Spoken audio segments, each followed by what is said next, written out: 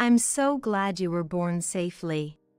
Having been discharged from the hospital safely, I couldn't help but mutter to myself in relief. The birth was through a cesarean section. The physical toll was more significant than I had anticipated, and my body still ached from the surgery. However, looking at the babies made me feel it was all worth it. The excitement of starting a new life outweighed the anxiety. Just as I was thinking about taking it easy, my husband, Joseph, spoke up. Let's celebrate tonight. Let's invite all the relatives. My name is Madison. I'm a 27-year-old housewife. My husband, Joseph, is a 29-year-old office worker. We had longed for a child, and finally, our much-awaited child arrived, increasing our family size. I was anxious as it was my first pregnancy, but the gynecologist was very kind and trustworthy.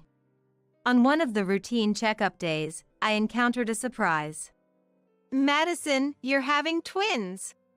I was so shocked by the doctor's words that all I could say was, "Oh, is that so?" While I loved children and was happy, the anxiety I felt also doubled. When I told my husband, who had returned from work, that we were expecting twins, he said, "Well, I understand the anxiety, but stress isn't good for the fetus. Once they're born, you'll be too busy raising them to think about anything else." He seemed quite unfazed by it. "That's true," I said, though I was still concerned about his reaction. It felt somewhat distant. But if I let myself be crushed by anxiety now, it would affect the babies. I resolved to do what I could for the babies. Encouraged by my husband's words. As the checkups became more frequent, the doctor would say, "Please come in immediately if you have any concerns about your body." Carrying and delivering twins was apparently more taxing on the body. The morning sickness and abdominal tightening were severe, and I experienced discomforts I had never felt before, but I managed to get through each day with help from my husband when needed. As the due date approached, even slight movements made me breathless. It was hard to believe how much my stamina had decreased from before I was pregnant. But there was no time to worry about that. My belly grew quickly, perhaps because I was carrying twins. After discussing with my doctor, we decided on a cesarean section for the delivery. The thought of surgery was frightening, but I was relieved when it was successfully completed, and I heard the crying for the first time. Because the surgery was significant, the physical toll was substantial, and the hospital stay extended. I couldn't move around much immediately due to my condition. The doctor advised me to rest, and I followed those instructions. I had messaged my husband, wanting him to come see the twins since they were safely born. "Today, I have a drinking party with senior members of the company. So, I'm sorry, I can't make it there," was his reply. The next day and the day after. "It's a critical time, so there are many drinking parties. Sorry," he messaged, and ultimately, my husband spent the days following the birth indulging in drinking parties while I was hospitalized. At first, I was concerned about his diet and health, but gradually, my dissatisfaction grew. "What's with that? What's with your company? Our children were just born, you know?" I had the urge to retort that to my husband. In those moments, looking at the children I had given birth to soothed me and helped me remain calm. Before being admitted, despite his complaints, my husband had taken over the tasks I couldn't do. Now, knowing he's working hard for our family, I resolved to do my best with the housework and childcare. Preparing for discharge, I asked the doctor about parenting and shared my anxieties with my parents. Before I knew it, the day of my discharge arrived. I expressed my gratitude to everyone involved during my hospital stay and left the hospital. My husband was there on the day of my discharge. "I'm so glad you were born safely," I muttered to myself, relieved. Stepping outside, breathing in the fresh air made me feel refreshed. Despite the pain from the cesarean section, seeing the twins made me glad I went through with it. I was excited yet anxious about starting a new life. After being discharged safely, the doctor advised me to continue taking it easy. I planned to gradually get accustomed to being active again. As I was thinking this, "Tonight's a celebration," my husband said with a smile. I realized that today was the first day our family of 4 would all be together. Reflecting on how my husband had thought of doing something special for this day while I was in the hospital made me happy. I felt silly for assuming he would just be indulging in drinking parties and not giving it any thought. I told my husband, "I'm so happy you're celebrating. Thank you so much, especially with how busy you are every day." I expressed my gratitude. Upon arriving home, the place was a mess, but I was too tired to care. I soon fell asleep. Suddenly, "There's no time to laze around.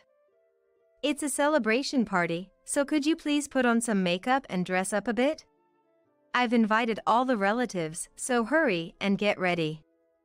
I've even booked a large venue," said my husband, raising his voice. I was shocked by his words, having assumed we would celebrate quietly at home with just the 4 of us. And I hadn't been informed about hosting a large party, leaving me unable to comprehend the situation. Just discharged and still feeling weak, I worried about the baby's well-being in a large crowd. "What do you mean by gathering all the relatives? Are you throwing a big party for our baby's birth celebration? I'm sorry, but we can't bring them. It's too risky with a large group for the baby's low immunity." I would have gone myself out of obligation, but I didn't want to expose our children to any danger. After much thought, "Can we postpone it? I'm not fully recovered, and if it's not possible to delay, could you go by yourself?" I firmly said. Then, my husband retorted, "After such a long hospital stay, you're still not recovered? What's the point if the mother of the children doesn't attend the party? You should be back to normal after giving birth, right? Everyone's waiting, so hurry up." He left ahead, leaving me at a loss for words. Left alone bewildered, I stared at my reflection in the mirror. I let out a sigh.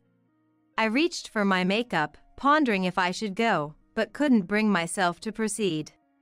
Despite wondering if there was a safe way to bring the twins, I knew there wasn't. Feeling unwell, I thought of contacting Mary, my mother-in-law, hoping she would understand my situation as a woman who has gone through childbirth. I reached for my cell phone. At that moment, a phone call from Mary came. Is it a phone call urging me to hurry to the party? I panicked, but decided to answer with courage. "Hello?" I said, and Mary, sounding a bit rushed. "Hello? Madison? I just wanted to check on something. Is now a good time?" she asked. After I assured her it was okay. "First off, congratulations on your discharge. How are you feeling? I heard from Joseph that you're hosting a baby's debut party right after being discharged today. Is that true?" Mary said, seizing the opportunity. "About that, I was just suddenly informed by Joseph a while ago. I've had a cesarean section, and the wound is still hurting. Plus, I don't think it's good for the twins to be in a place with many people, so I'm not in a condition to attend." I explained. Mary responded, "That's understandable. A party on the day of your discharge is unthinkable. He had me believing you were okay with it, which surprised me. I'll give that foolish son of mine a call and explain from scratch about childbirth and postpartum. Please, rest at home." Relieved, I couldn't help but say, "That's great," and slumped down where I was. However, a few minutes later, my husband called. as soon as I answered. Hey! Did you complain about me to Mom? I got an earful from her. Look, childbirth is over, so anything you say now just sounds like excuses. And about the baby's immunity you were worried about, it's not like we're going to a crowded shopping mall. It's just family, so it should be fine. Women always overreact. You're a mom now, so you need to get your act together, he said, realizing my husband doesn't listen to women. I hung up the phone, dumbfounded. Shortly after, the doorbell rang. Thinking my husband had returned, impatient for me, I went to check and found Mary, infuriated, standing there. Madison, I'm sorry for the trouble Joseph has caused you, she said, offering me a gift. I know it might be too much, but I thought this might be a tough time for you, so I came to help. Mary asked if she could come in. Honestly, it's a bit of a mess, but I really appreciate it, I replied, letting her in. Joseph never listens to me, so I'm thinking of calling Dad later too, Mary said. Curious about what Joseph would say in front of David, my father-in-law, I asked to listen in on that call. Mary continued. I've already called the relatives. They said it's okay to just pass some small gifts at your home. It had been a while since I'd seen the relatives. I felt bad but was glad they were willing to come over, as I had been looking forward to seeing them under normal circumstances. Thank you so much. I expressed my gratitude to Mary, and just as I was about to get up to clean, she quickly intervened. Madison, you've just had surgery. Your recovery is the most important thing right now, and as a mom, you should focus all your energy on the babies. Leave the cleaning to me. She then swiftly cleaned up the mess that had accumulated while my husband had neglected the house during my hospital stay. Really, Joseph can't do anything on his own. Madison, thank you always for everything. Her words offered me great comfort. Thanks to her, I could focus on my babies, finding time to sleep between feedings. Once the cleaning was done and things had settled, David and the relatives arrived. They had been invited by my husband but rushed over after Mary called them to explain the situation and scold my husband. It's been a while. Congratulations. I received their blessings and gifts one after another, feeling very happy. Only the in-laws met the baby, as the relatives waited in the living room without entering the room. My husband was not around, probably still waiting somewhere for me to arrive. David, having heard the situation from Mary, I'm sorry for the trouble Joseph has caused. I'm about to call him now, is that okay? He asked. Having just been harshly spoken to by Joseph, I was accustomed to it and curious about everything he thought and did. It's okay. Please feel free to call him. It's something I requested, I replied. David then called my husband. Suddenly, we could hear some noise in the background. Hello? Oh, Dad? Where is everyone? My husband sounded confused on the phone. David pretended he was the only one there and questioned my husband. I heard you were planning a big party today. That would be too much for Madison, who's just been discharged. Why would you plan something so reckless? As David spoke. Recently, I've been going out drinking and having fun with colleagues, discovering the joy of parties. While Madison was in the hospital, I could do as I pleased, but with the children born, that's not possible anymore. So, I thought we'd have Madison prepare everything and have fun today. Dad, you must have thought the same before your kids were born, right? Everyone present grimaced at my husband's nonchalant response, lumping all men together in his justification. David, holding back his anger. It's too much for Madison right now, so the party's off.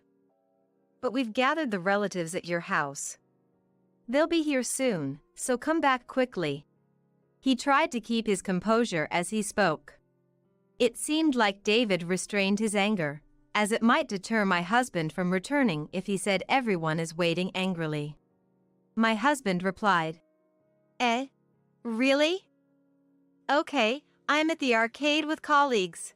I'll head back once we're at a good stopping point." With a seemingly cheerful tone, my husband said those words, perhaps thinking that men would sympathize with each other no matter what.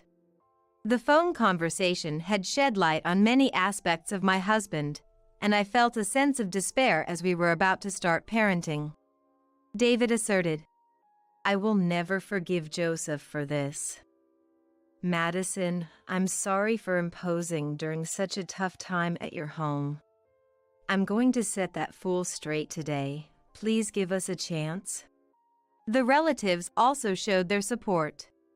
"Madison, we're on your side. If there's anything troubling you, please let us know." Their warm words almost brought me to tears. Upon his return, my husband greeted the gathered visitors. "Thank you all for coming. Please, make yourselves at home."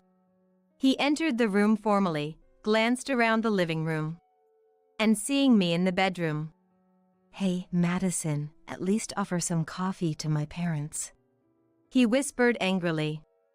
In-laws were furious upon hearing this. Mary said, "I told Madison to focus on taking care of the children. Don't bother her. Since you're the one who wanted this party, why don't you handle the preparations?" Defending me, David also scolded, "Joseph, enough is enough. Move yourself before you speak. How can you leave everything to Madison right after childbirth? What kind of nerve do you have?" I retorted, "You plan a party on your own, but leave the preparation to me while you leisurely hang out at an arcade? Don't make me laugh. Seems like you had quite the fun roaming around while I was hospitalized." My husband's face turning red. "You eavesdropped on the conversation with Dad? You're the lowest." He avoided apologizing or addressing his actions. Then, a male relative with children courageously confronted my husband. "How can you treat Madison like she's invisible? I heard from Mom that a cesarean section is extremely tough. My wife went through it too, and just looking at the wound makes you realize the pain. You think it's all over once the baby is born, don't you?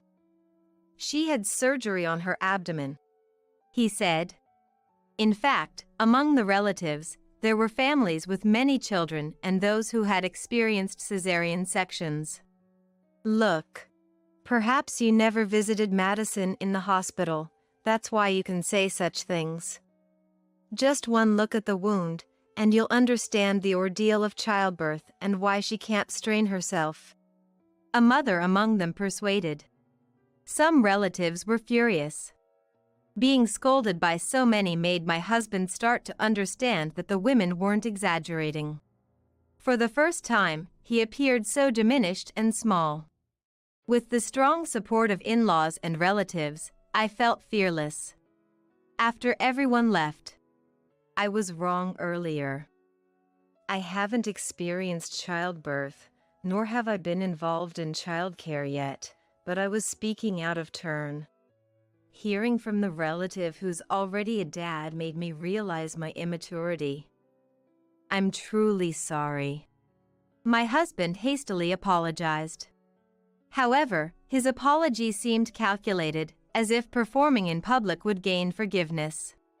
I hoped his apology wouldn't just be words, but followed by actions. The in-laws felt the same and visited only when my husband was around, helping clean if I hadn't managed to, which was a great help. They declared to let my husband take charge of the baby care as much as possible, supporting him in the process. "I'm sorry for everything. Thank you so much." I expressed my gratitude. "It's okay. Please make sure to rest well. It would be terrible if you overdid it and something happened." And Mary reassured me. My husband declared, All right, I'm going to be more involved in parenting. I'll become a cool dad like the celebrities on TV. Getting all excited. Then, David immediately retorted. What you should aim for is to be a good husband and a good dad. Instead of trying to emulate what's on TV, pay attention to Madison and the twins right in front of you and act accordingly. His words made me burst into laughter. Even with the support of the in-laws, my husband realized how hard it was to take care of newborn twins, even for a short while. It's exhausting. My body aches, and I'm always on edge. Yet, he made an effort. He began to appreciate how hard I worked during the day, expressing his gratitude daily. Though still a bit clumsy, he has become capable of managing the household chores on his own. I cannot thank the in-laws enough for making my husband aware. As a result, we have become a couple that respects each other and continues to maintain a good relationship with the in-laws. As our children grew, I know new challenges and worries will arise, but I look forward to overcoming them together. You're only useful for giving birth to an heir. Karen, my mother-in-law, said as she hugged my son tightly and nuzzled his cheek. The same mother-in-law who was so kind before I had a child, now glared at me with an expression I'd never seen before. The realization hit me hard as she continued to berate me nonstop. This was her true nature. Speechless, I watched as Karen laughed. I'll make sure to raise this child as a proper heir. My name is Abigail. I'm 28 years old, and I've been married to Christopher for 4 years now. We met in college and got married after graduating. His hometown is a plane ride away from my hometown. I had planned to attend a nearby university and work in my hometown, but those plans changed completely. Christopher, a year older than me, received a job offer in his hometown and moved back right after graduation. We ended up in a long-distance relationship for about a year, but we were doing well. Both of us were raised by single parents and had to work part-time outside of our classes to pay for our tuition. We never really went on typical dates and were used to not seeing each other often. Once he started working, Christopher seemed to have more free time and would often check in on me. You're not a kid anymore. Take a good look at your own mom, he'd say, but he was still worried about me. Time flew by, and soon it was time for me to finish my studies and decide on a job offer. I was expected to get my childcare certification, so I hoped to work in a daycare. The job offers were from daycares in my hometown and his. Moving to his hometown meant we could get married as planned. However, my mom was living alone in my hometown. My grandmother had passed away just before I went to college, leaving her feeling lonely. I had decided to return home after graduation, but started to waver after dating Christopher. Neither my mom nor Christopher pressured me. I often talked to my mom about Christopher over the phone, so she was okay with the marriage, and Christopher, having been raised in a single-parent household as well, understood my feelings towards my mom very well. After much deliberation, I decided to marry Christopher. It helped that the job prospects in his hometown were better, and Karen seemed to really like me. At first, we lived in the apartment Christopher had already been renting. Unlike when I was a student, I made sure to contribute half of our living expenses from my own salary.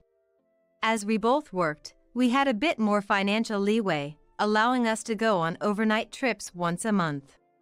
We felt like we had truly grown up and even started thinking about having children when suddenly, our apartment was nearly destroyed in a fire. The cause was unclear, but it was suspected to be due to another resident's negligence. Fortunately, there were no injuries, and we weren't home at the time. However, losing all our furniture, appliances, and possessions that we had only had for a few years was a huge shock. Karen caught wind of the fire that very day and immediately rushed over in a taxi, finding us standing in shock in front of our charred apartment. She ushered us into her car and headed straight to her house, having seen the breaking news on TV. From now on, you two should just live with us at home. Come on, no need for such gloomy faces. Despite her assertiveness, her words gradually lifted our spirits. With little more than the clothes on our backs, we found everything we needed at my in-laws' house. The family once being farmers, their land and house were spacious, with more rooms than Karen could use, so she prepared one for us. Thus, a temporary living arrangement with Karen was smoothly decided, and Christopher apologized, feeling indebted. You have nothing to apologize for. Rather, we're incredibly grateful. Karen treated me like her own daughter and was youthful and lively. She accepted our working lifestyles and took on most of the household chores. Feeling it was wrong to leave everything to her, I helped out on weekends. Abigail, you're such a hard worker. You should rest on weekends. Besides, you contribute more than enough to the household expenses. After many discussions, my husband and I decided to settle down in this house. We'll contribute to the household expenses in exchange for taking care of the house, my husband prefaced before explaining our cohabitation arrangement. Karen was delighted, her eyes sparkling with joy. Leave the housework to me. It's embarrassing, but I can't earn money outside like you two anymore. Having you here makes every day fun.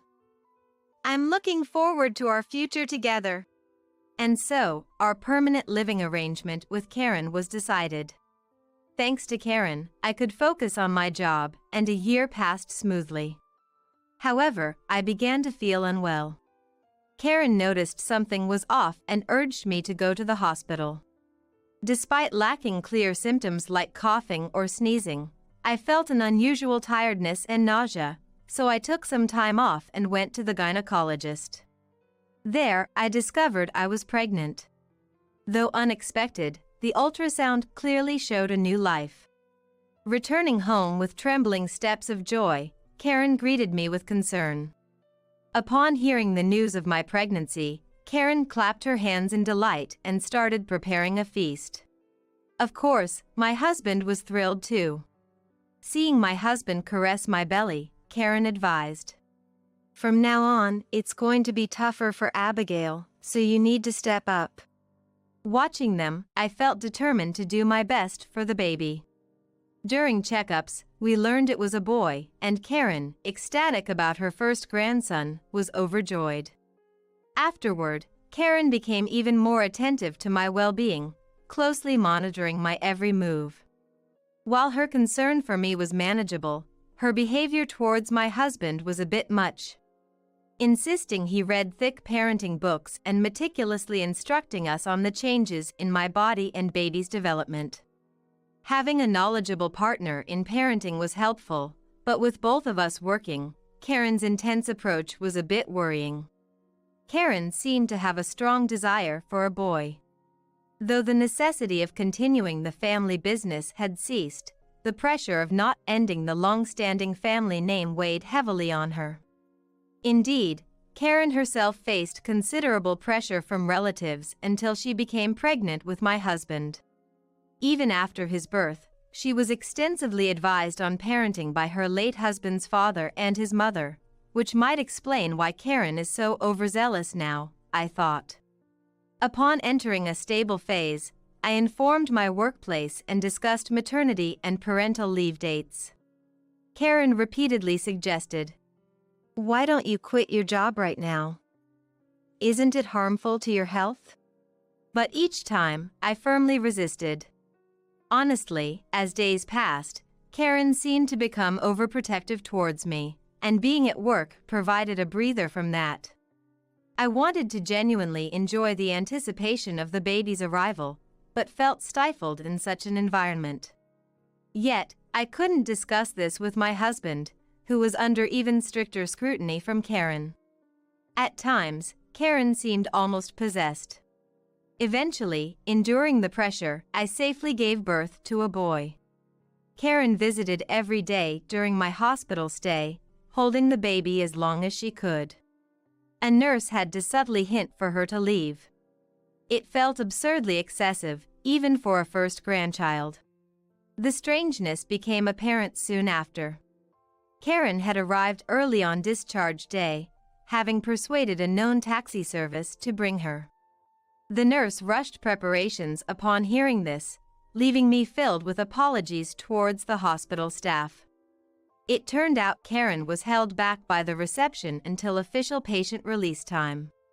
During this period, Karen called me multiple times directly. "I came because I was worried about you and the baby. I want to see you as soon as possible," she said tearfully, despite having seen us the day before. I couldn't firmly address her as she came in place of my busy husband. And after a few hours, we were finally greeted by Karen's embrace outside. Karen didn't let go of my son the entire ride home, but considering she had waited for hours, I overlooked it. Once home, I immediately changed my son's diaper, with Karen anxiously hovering. The moment I stepped away, she quickly took him in her arms. Addressing Karen, I mentioned, "I need to start the laundry from the hospital stay." No response came. Repeating myself, "Just hurry up. I'm busy, don't talk to me." She glared at me in a way I'd never seen before. Stunned by her sudden change, Karen continued without regard.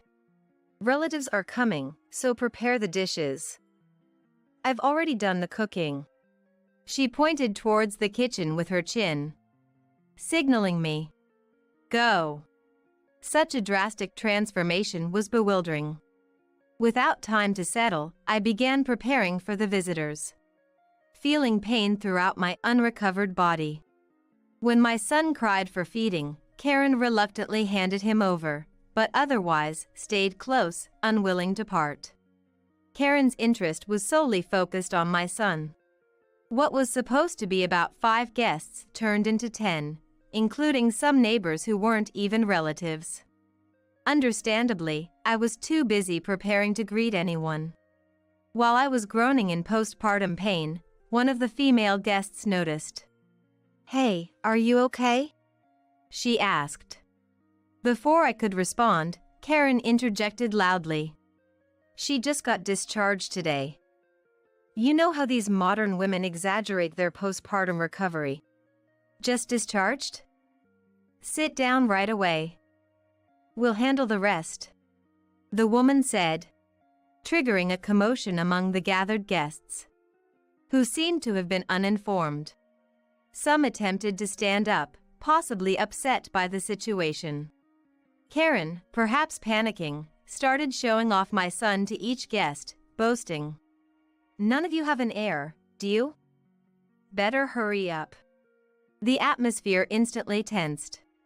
As everyone watched in astonishment, Karen's tirade continued unabated. "I endured pressure from my husband, Karen, and their relatives to give birth to my son, raised him alone after my husband passed away, and now, my son has produced another son, continuing the lineage. While you all idle away, some of you don't have much time left. I won't be responsible for what happens."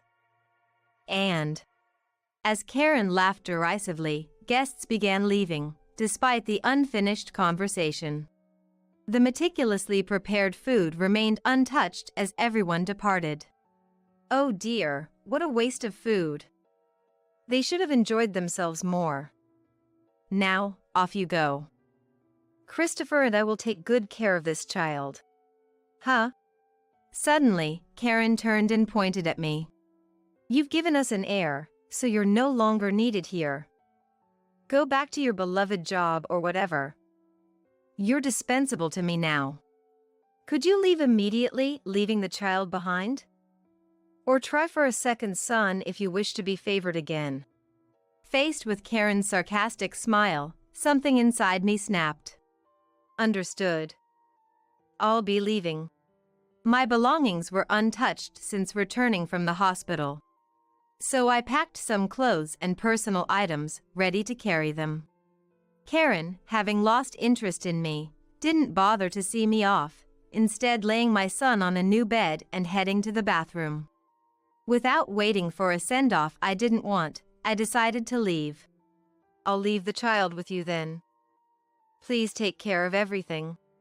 That was the last thing I said to Karen, who, unsurprisingly, didn't respond. I boarded a bus with my luggage, planning to rest at a nearby hotel. The next day, still in pain, I checked out, planning to head home by intercity bus. Upon powering up my mobile phone, I found a slew of missed calls from Karen. Turning off my phone the night before had been the right move, anticipating this situation. When Karen called again, I decided to answer. "What's going on? I was worried because I couldn't reach you. Where are you now? You're not worried about me, are you? Just answer the question. Where are you?" "I'm heading back to my parents' house with my son." "That's not what we agreed on." Karen screamed until her voice cracked. "Why?" "I left your child, Christopher, behind, didn't I? I'm taking my son to my parents." Whether Karen grasped the situation or not, she let out a growl like a beast. Since she had entered the bathroom and hadn't seen me when I was leaving the in-laws' house, she hadn't realized I took my son with me. She must have left the bathroom after I was completely gone, too late to catch up with me. That led to her calling me incessantly, until she finally reached me once I turned my phone back on. Without informing my husband of my departure, both must have been in a panic. Though it was harsh on my husband, I had to get away from Karen. "It's cruel to drag a newborn around for hours. You brought over 10 people the day I was discharged. I'm in a much better situation. Besides, my mom came to pick us up, so we're resting on the way. Oh, and my mom said she won't let my son see you again, so we won't be in contact anymore. Thanks for everything. Take care." I hung up without waiting for Karen's reply, blocked her number, and headed straight home. Upon reaching home, my mom had already prepared a clean baby bed. "It's been tough. You must be exhausted. We can talk later, just rest now." My son had been constantly crying since yesterday, and realizing the hardship I put him through brought me to tears, while my mom comforted me. It was a moment of release from all the tension. My son, oblivious to my state, brought brightness to our once solitary home, as my mom effortlessly soothed him. A month passed, and just as I started to relax, an unknown number called. I had a bad feeling about it. Sure enough, the caller was Karen. "Where did you take my son? Are you there?" Hearing Karen's voice after a while, it seemed much aged. "Taking Christopher along with the heir, how cruel." Knowing arguing was futile, I handed the phone to my husband beside me. "Hello, Mom. It's Christopher. The business trip I mentioned was a lie. I've been talking with Abigail and her mom for the past month, and I'm shocked at how you've changed. I can't believe you treated Abigail so poorly. I have to prioritize my wife and son. A moving company will collect my belongings soon, so don't touch the boxes in the storage. Also, I've quit my job, so calling there is pointless. Please don't contact us anymore." My husband ended the call, making a difficult decision to cut ties quickly to avoid developing any further attachment. The day after I left my in-laws' house, I received a message from my husband. He decided to cut ties with Karen immediately after learning she had tried to take my son from me and driving me out. He promptly informed his company of the situation, processed his resignation, and secretly packed his belongings. Reunited with our son who had taken refuge here, my husband cried for a long time as he held him. With my husband's help, childcare became manageable, and I finally felt at ease. He has already started looking for a new job. With the skills he's developed in his previous job, he's likely to find a good position, even as a mid-career hire. We soon moved out of our house. The land cost a bit more, so my mom covered all the initial expenses for the new home. After our move, Karen, in a panic, flew to our old address, only to find the house demolished and the lot empty. Eventually, she called my husband, learning about our relocation. My husband then blocked Karen's number, cutting off her last means of contact with us. Messages from a cousin my husband has always been close to occasionally reach him. According to these messages, Karen has become the neighborhood's laughingstock, a lonely old woman who lost her grandson, son, and daughter-in-law. Especially among those gathered on the day I was discharged, who Karen had always boasted to about giving birth to Christopher, now ridicule her. The neighbors have teamed up to spread bad words about Karen, who, unable to bear the situation, sold her house and disappeared. The hoarseness in her voice when she last called might have been due to the treatment she was already receiving. What goes around comes around, indeed. I hope Karen lives her remaining years with dignity, remembering this lesson. As for us, we are constantly facing new challenges every day. I can't take my eyes off our son's daily growth, and my mom seems rejuvenated by his energy. My husband's re-employment went smoothly, and he treasures the moments with our son amidst his busy schedule. Surrounded by people who cherish my son and me, I'm living a peaceful and happy life. You're definitely younger and better than Kaylee. Yay, happy! Let's date a bit longer. Exhausted from my business trip, I was greeted by such words from my husband Vince and my sister Celine. After mocking me, I started to hear their unpleasant voices. For a moment, I thought about yelling at them. Instead, I quickly regained my composure and took out my mobile phone. Then I slightly opened the bedroom door and recorded decisive evidence. They were too engrossed to notice. How dare you two belittle me like this? I won't forgive them. I've been insulted too much. No need for mercy. I sent the evidence I recorded to Carl, Celine's husband. We prepared to confront them. When they saw us, they were shocked. Kaylee? Why are you here? Right. And why are you here too, Carl? Kaylee told me. At those words, Celine glared at me. To her, I extended an envelope. Their faces turned pale upon seeing its contents. My name is Kaylee. I'm a 33-year-old working mother, raising my son Alex while working hard. I'm not blood related to my parents. My mother was infertile and adopted me from a foster home. You are such a sweet child, my dear Kaylee.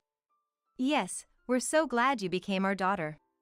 I'm deeply grateful to my parents who accepted me. A year after I was adopted, my mother got pregnant with her own daughter after fertility treatments. The baby was named Celine.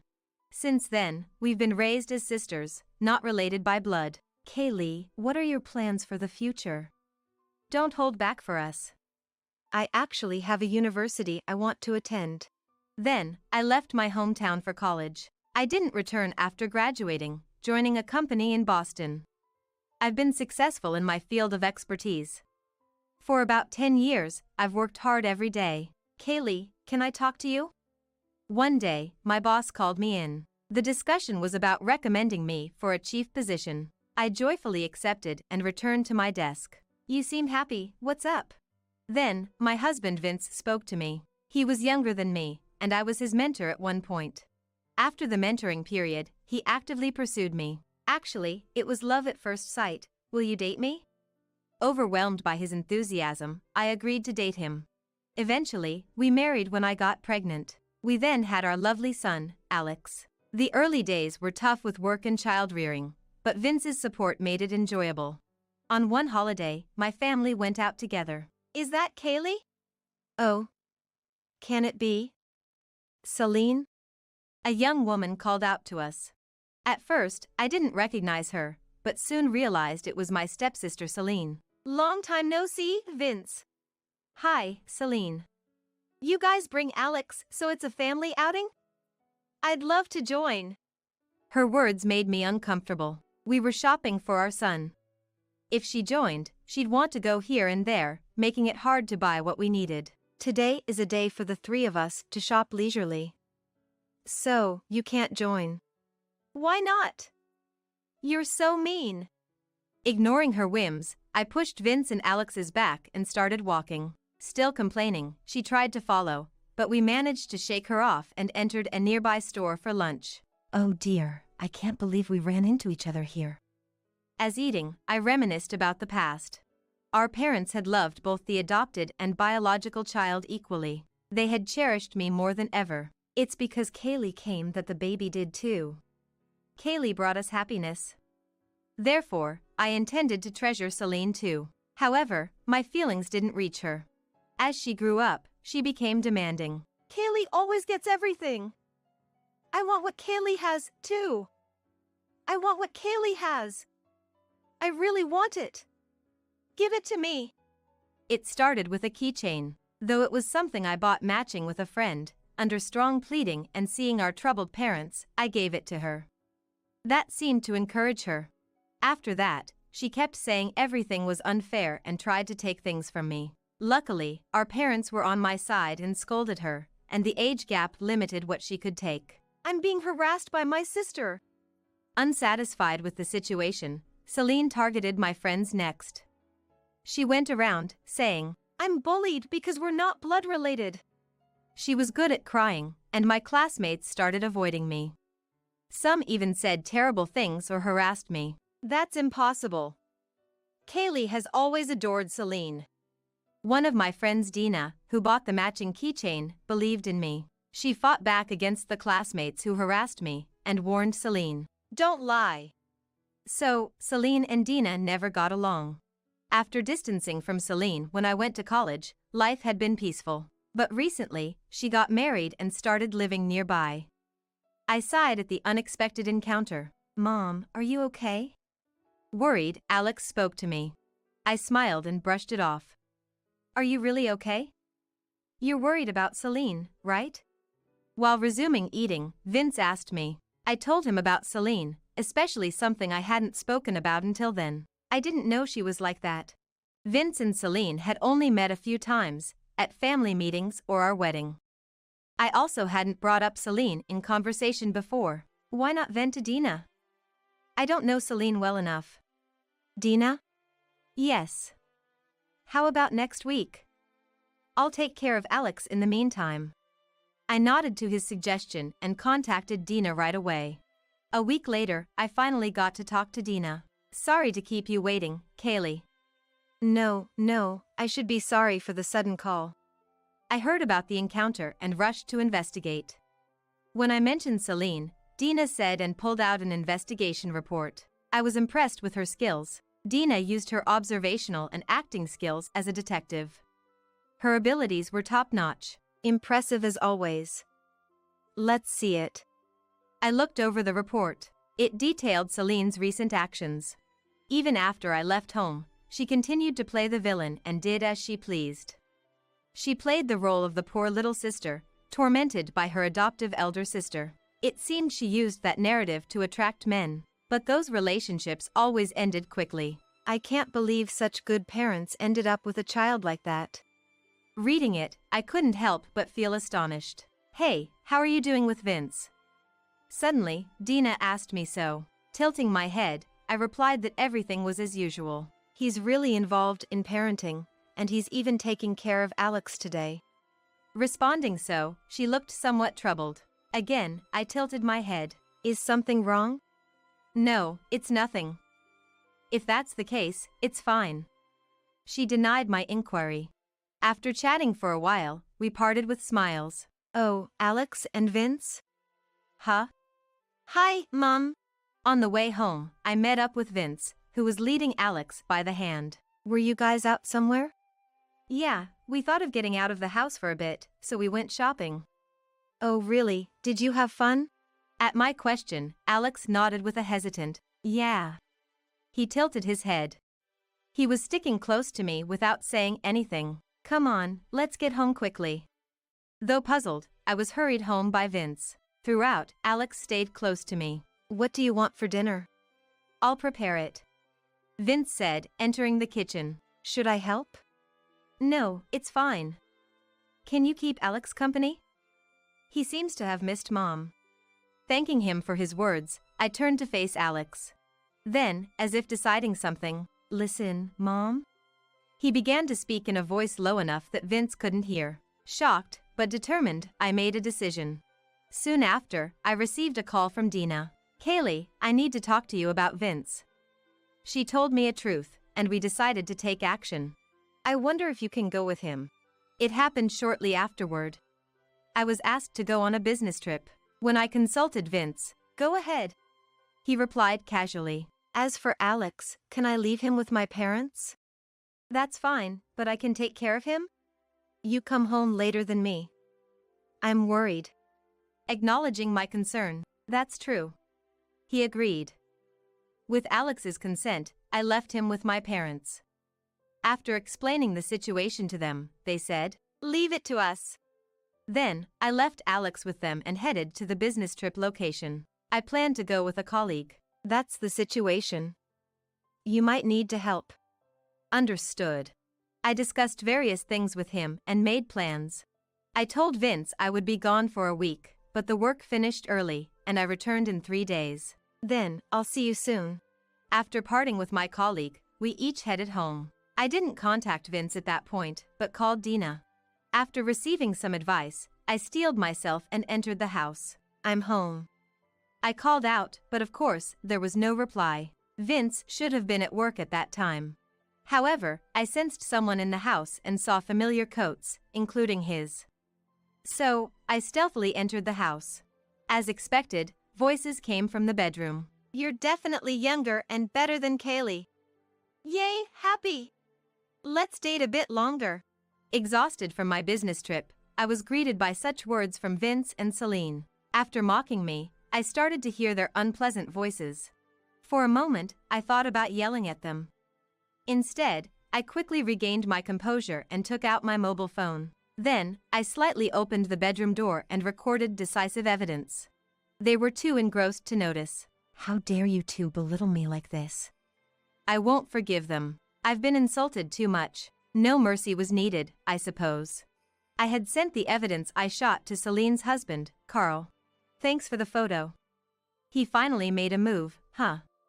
Carl hurried over as soon as he could. Seems he also reached out to Dina. Having them both come gave me a sense of relief. Well, shall we storm in? We got ready and headed to the scene. What are you two doing? The two of them were shocked to see us. Kaylee? Why are you here? Right. And why are you here too, Carl? Kaylee told me. At those words, Celine glared at me. I responded by handing her an envelope. Answer my question too.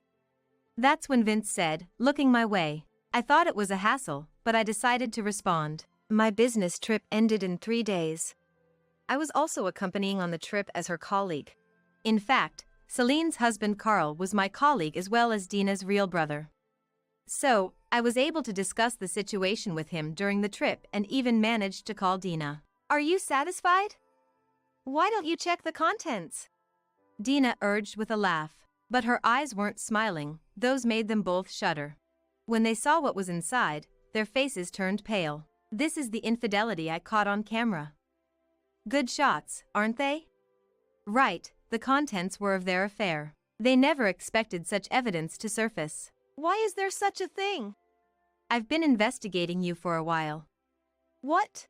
Actually, Dina had been investigating Vince for a different case. Vince wasn't just involved with Celine, but also with his coworker at the office. Eventually, the coworker's parents suspected him and happened to hire Dina's detective agency. You've been messing around with others too. Upon seeing the name, Dina realized it was my husband, Vince. She started investigating after sensing his betrayal. The investigation revealed that Vince had been approaching various women, not only Celine but the other female staff. That's, Can't you be satisfied with just me? Vince got pale with trembling. Whereas, Celine was angry at the revelation of his other involvements. You're hardly in a position to complain, Carl said coldly, silencing her instantly. He glared coldly at Celine. What are you even doing, even being married to me? That's, well. Celine scrambled for an excuse with teary eyes. Standing next to Carl, Dina was making her arms crossed. Their angry expressions were so similar as siblings. Thinking so, I began packing. Kaylee? What are you doing? I'm packing because I'm divorcing you. Vince asked fearfully, but I told him clearly. Wait for me. Forgive me. He begged, but I ignored. I'll carry your luggage. Oh, thank you. My pleasure. I'll have your luggage sent to your parents' house.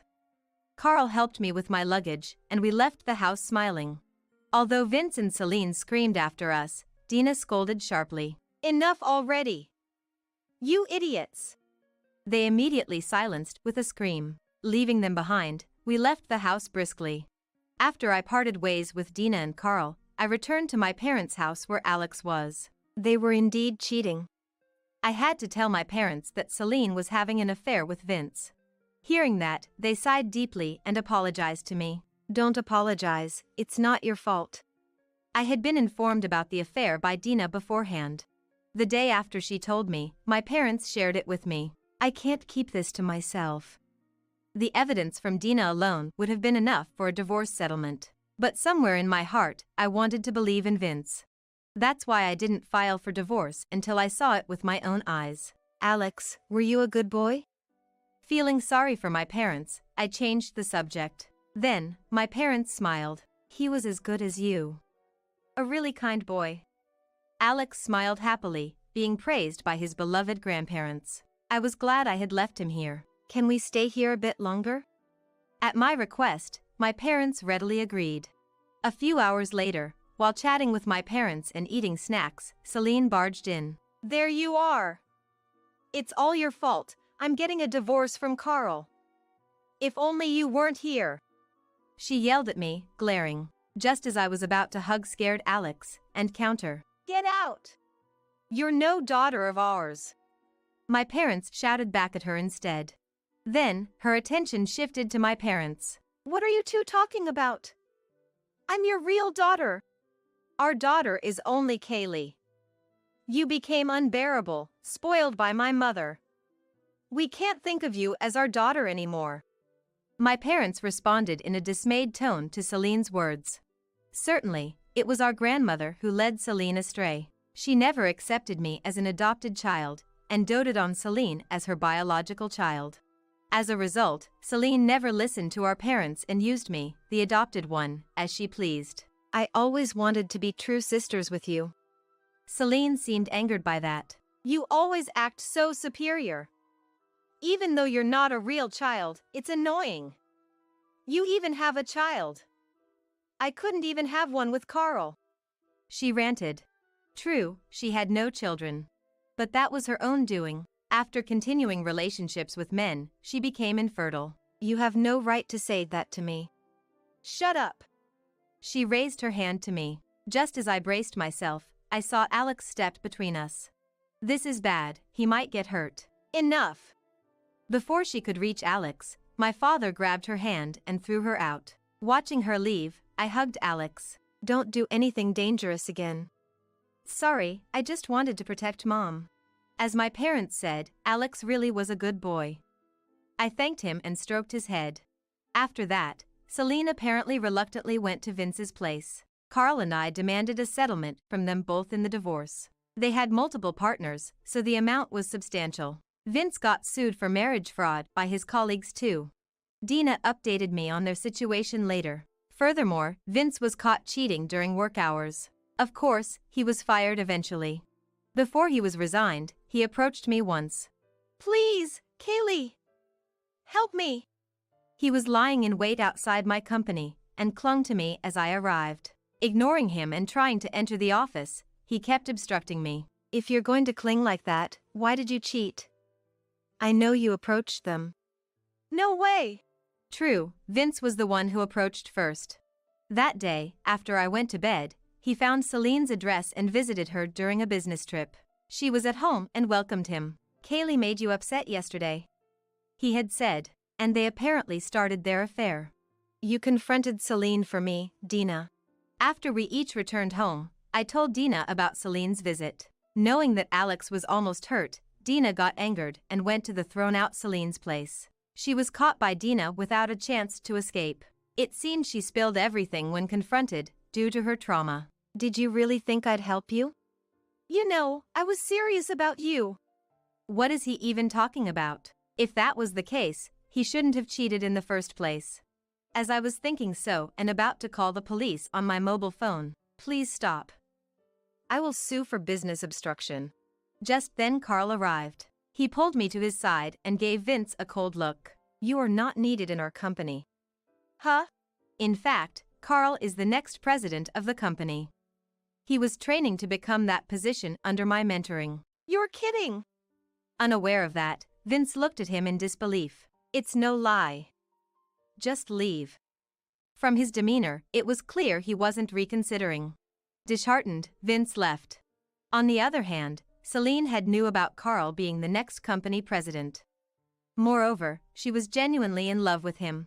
Getting divorced was really hard. Carl said that, and I patted him on the shoulder. He smiled at me, looking a bit troubled. Then later, I was called by the current president. Excuse me. Thanks for your time. A great help for Carl.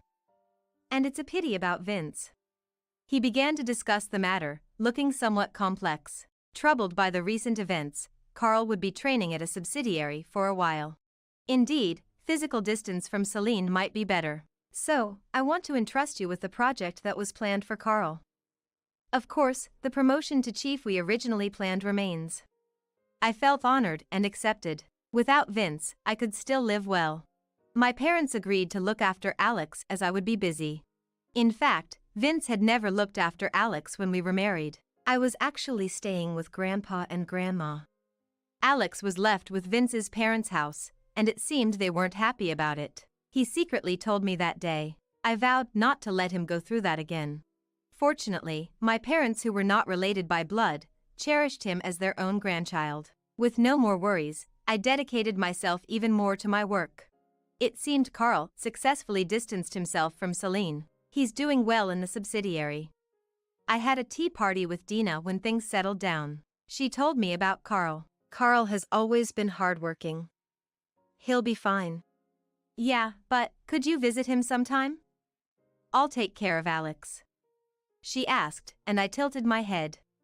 I didn't mind meeting him, but the way Dina said it, it seemed like she wanted us to meet alone. Well, you'll understand once you meet him.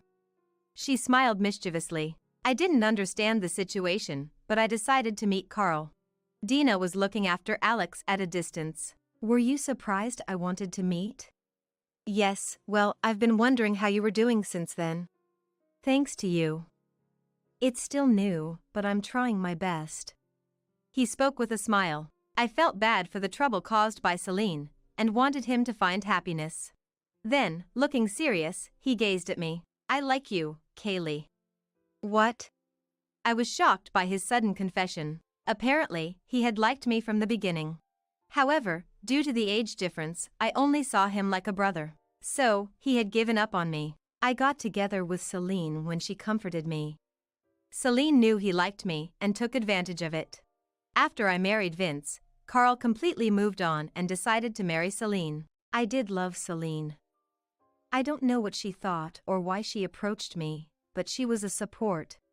Celine must have truly loved Carl too. That's why she chose to marry him among many men. Therefore, she was so furious at me for the divorce. When I found out about Celine's betrayal through Dina, I was quite shocked. Carl, you've had it tough. But I'm sorry, I can't feel that way yet. Besides, I want to prioritize Alex now. I understand. I'm not in a hurry for an answer.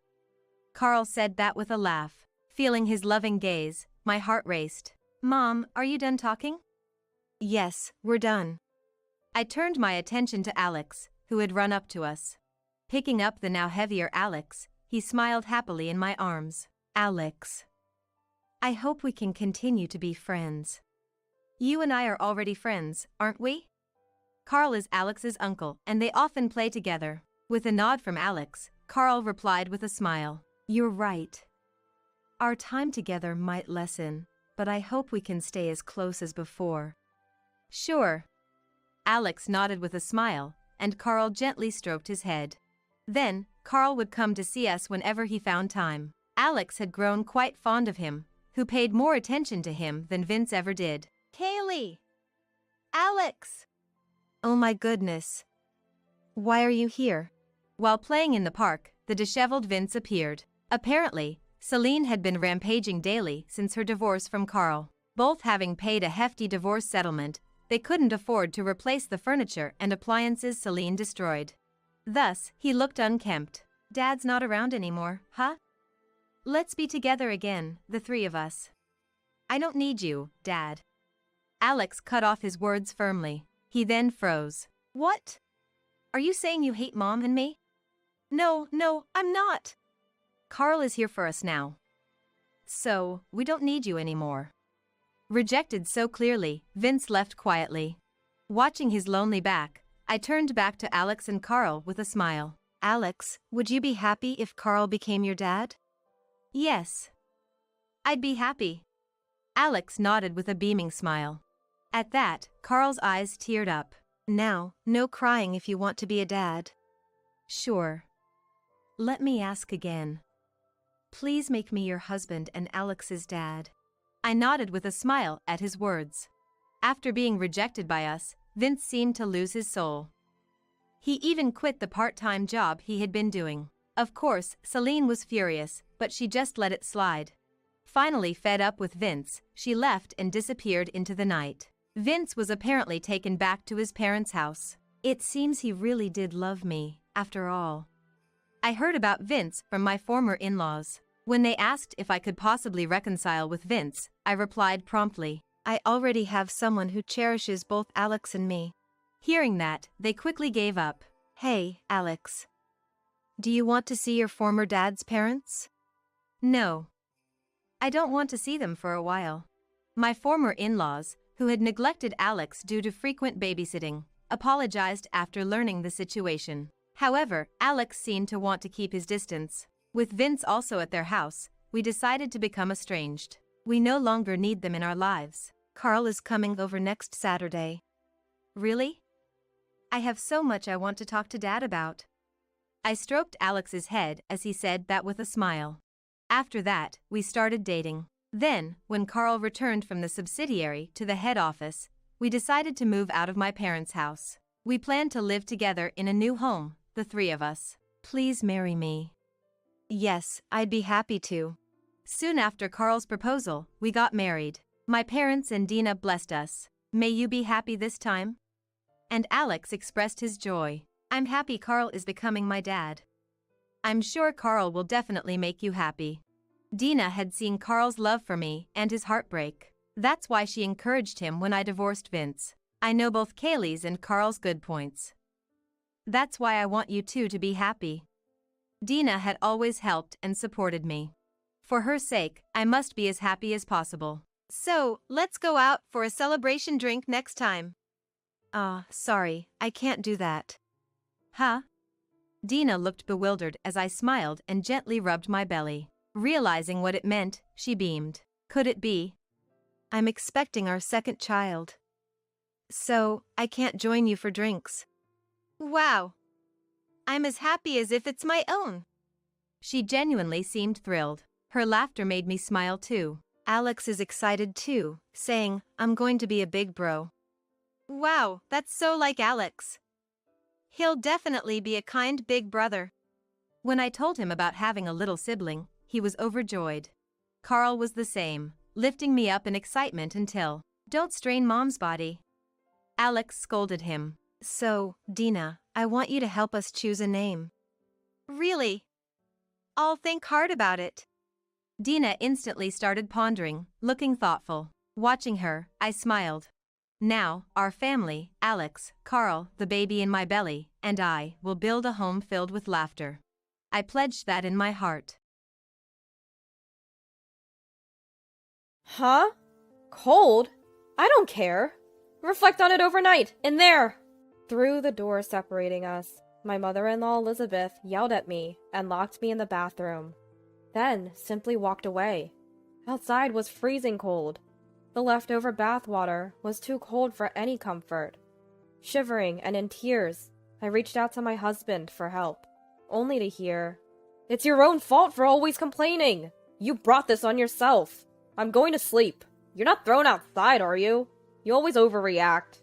His words didn't feel like they could come from someone I shared a blood relation with. Little did I know that this would lead to what happened the next morning. My name is Kate, a 33-year-old office worker.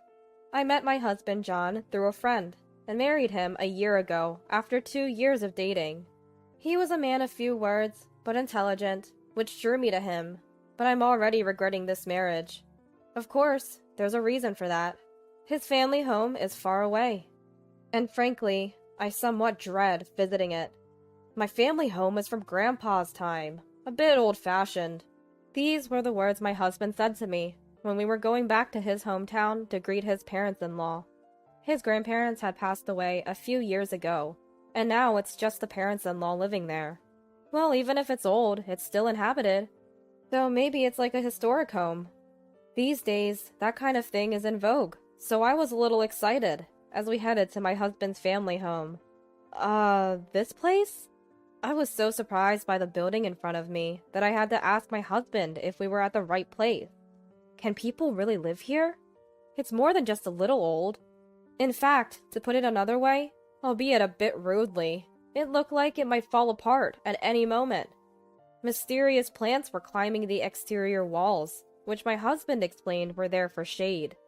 Some of the second-floor windows were broken and had been patched up with cardboard from the inside.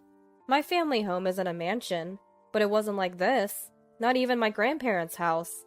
The house next to my husband's family home had a well-maintained garden, and I couldn't help but compare. Without paying any mind to my overwhelmed state, my husband walked up to the entrance and, without ringing the doorbell, energetically opened the door. "Hey, we're here!" Then the parents-in-law appeared from the back of the house. "You must be tired from the long journey. Come in." I felt a bit relieved seeing their smiling faces. Every step we took inside, the floorboards creaked. The house was old inside too, but we managed to finish our greetings and then headed back home. What an incredible house. Although I was shocked, it didn't make me reconsider my marriage to my husband.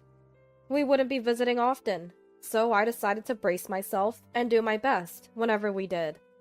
Getting married often reveals unseen sides of your partner, and I learned that my husband really treasures his belongings. "Want to buy a new shirt? Look, this one's neck is all stretched out." When I pointed out his stretched out shirt, he proudly countered, No, it's still good to wear.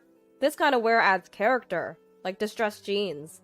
One could say it's good to value things, but it bothered me when he would comment on my belongings too. I've been using my mobile phone for 3 years now. The battery's not great, and I'm thinking of getting a new one. While I was excitedly browsing catalogs, he said, "Why? It still works, right? Isn't it better to wait until it breaks? It's coming out of our household budget, and mobile phones aren't cheap." My husband complained to me, "It's too late if it breaks." But he did have a point. Mobile phones are not cheap. And after his comment, I felt hesitant to buy a new one when my husband had been using his phone for 5 years. Though I had my disagreements, our newlywed life continued peacefully. My husband John isn't picky about food and always finishes everything I cook, saying it's delicious. It was gratifying to cook for him. "Let's go to my parents' house for Thanksgiving. It's been a while, and Mom keeps nagging me to visit." I braced myself at my husband's words, but I was determined. There, I made a new discovery at my husband's family home. "You both came! It's good to see you!" The house, which I hadn't seen for months, was as usual, with its exterior vines creepily flourishing due to the summer sun. While making small talk, my father-in-law, Daniel, asked us to help weed the garden. Despite my reluctance due to the strong sunshine, I couldn't refuse and went outside. Standing there, I was sweating so much I felt like collapsing. Suddenly, I felt a gaze and saw the neighbors standing in their garden, staring at us. I said hello, but when they noticed my parents-in-law, they made a puzzled face and went inside. Elizabeth then said, "Don't bother greeting people like that, Kate. That person's not right in the head. I was startled by her loud voice. After about an hour, we finished, and the garden, previously overrun with weeds, was completely clean. You must be sweaty. Go ahead and take a bath. That's when I realized I'd never seen the bathroom in my husband's family home. I followed my husband, who had picked up a change of clothes, into what I thought was a storage shed in the garden. I quietly asked John, "What's Daniel doing with a change of clothes in there?" "It's a bath," he replied nonchalantly. "Our house has an outdoor bathroom." I was visibly shaken by his words. Huh, a bath? I thought it was a storage shed. Later, I learned that my husband's family home originally didn't have a bathroom. They used to use a relative's nearby, but when the relative moved, they decided to add one. However, there was no space inside, so they installed it in the garden over 30 years ago. The bathhouse's walls had deteriorated due to weather exposure. I was in shock, and didn't want to enter. But I needed to wash off the sweat. I wanted to wash off my sweaty body right away. I had brought a change of clothes since Elizabeth had insisted we stay over before we came. I'll endure it. I need to wash. After debating with myself, I decided to take a bath. Surprisingly, it was clean and looked like a typical bath. Relieved, I soon realized something, and called John back. "Wait, John, where's the lock?" He casually replied, "A lock? There isn't one. It's inside our property, so it's fine." I exclaimed, "No lock here either?" There was a reason for my shock. The toilet in my husband's family home also doesn't have a lock. It was unlikely that someone would enter. But it was still unsettling in someone else's home. The most shocking was their habit of not locking the front door.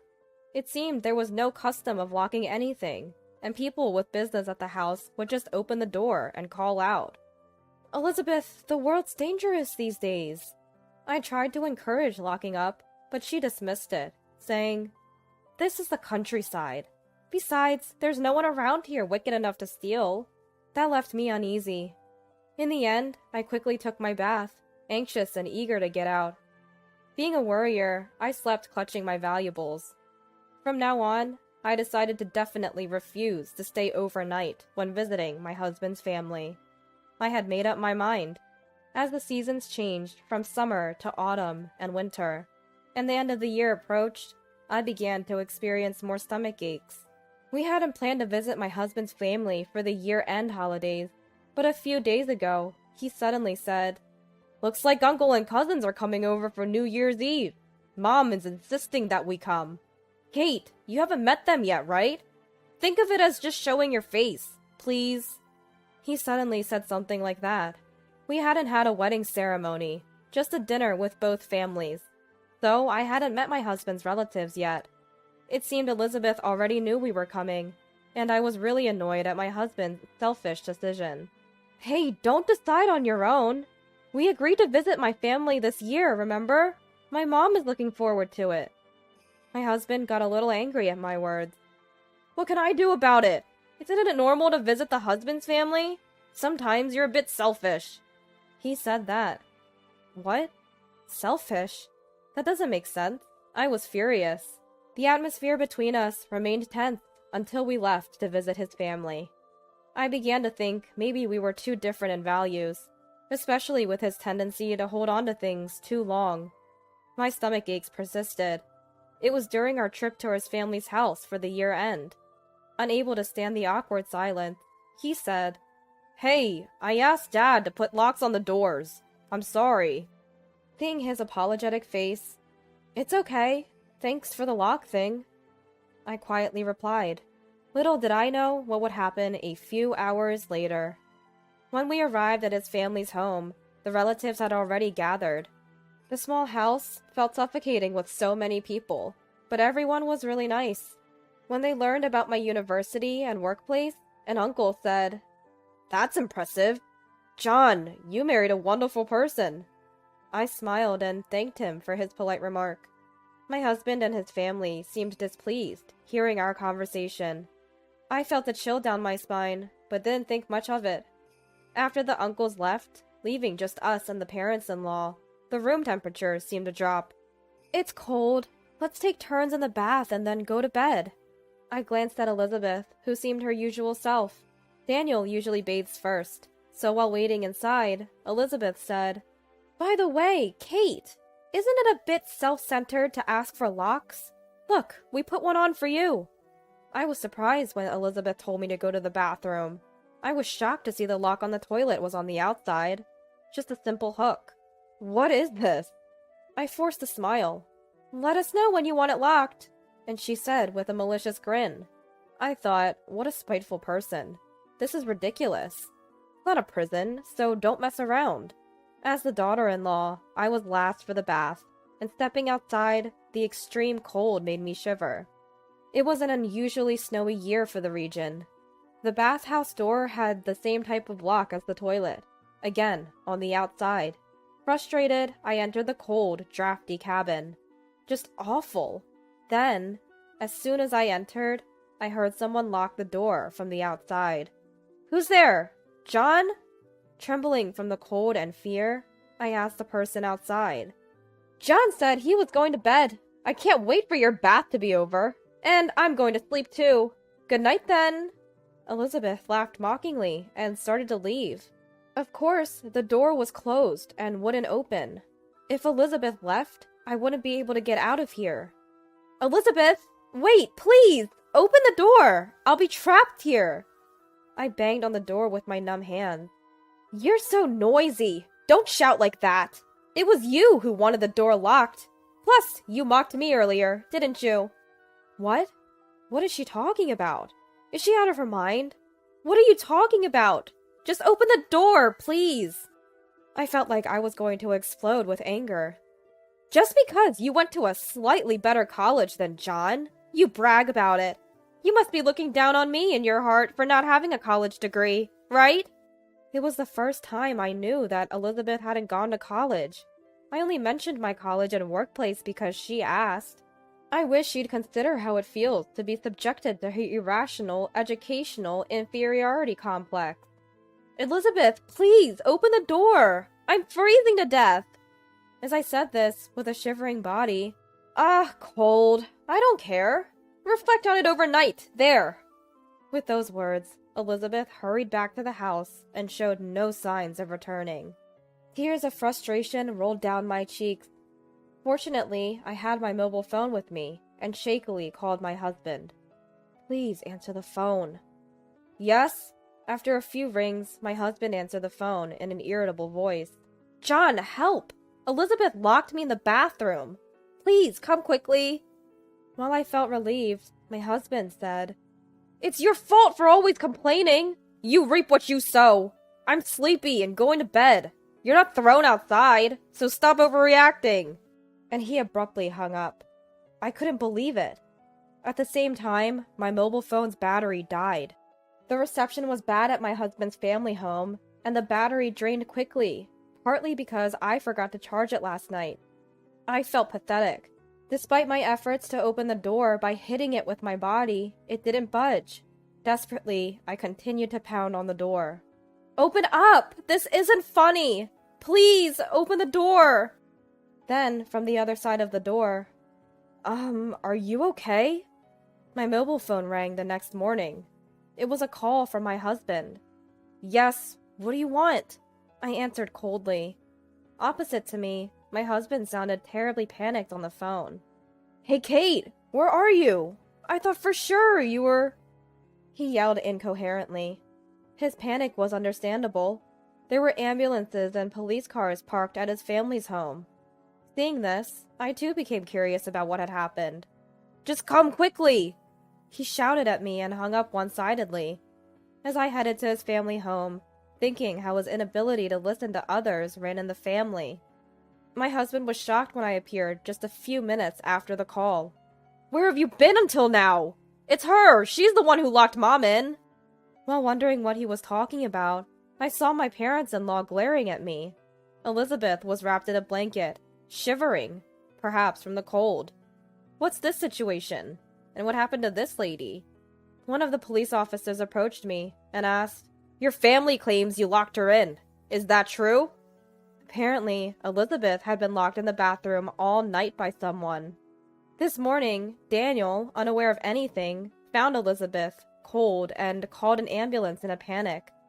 The police were also called, suspecting foul play, and the real culprit was framing me. No, that's not true.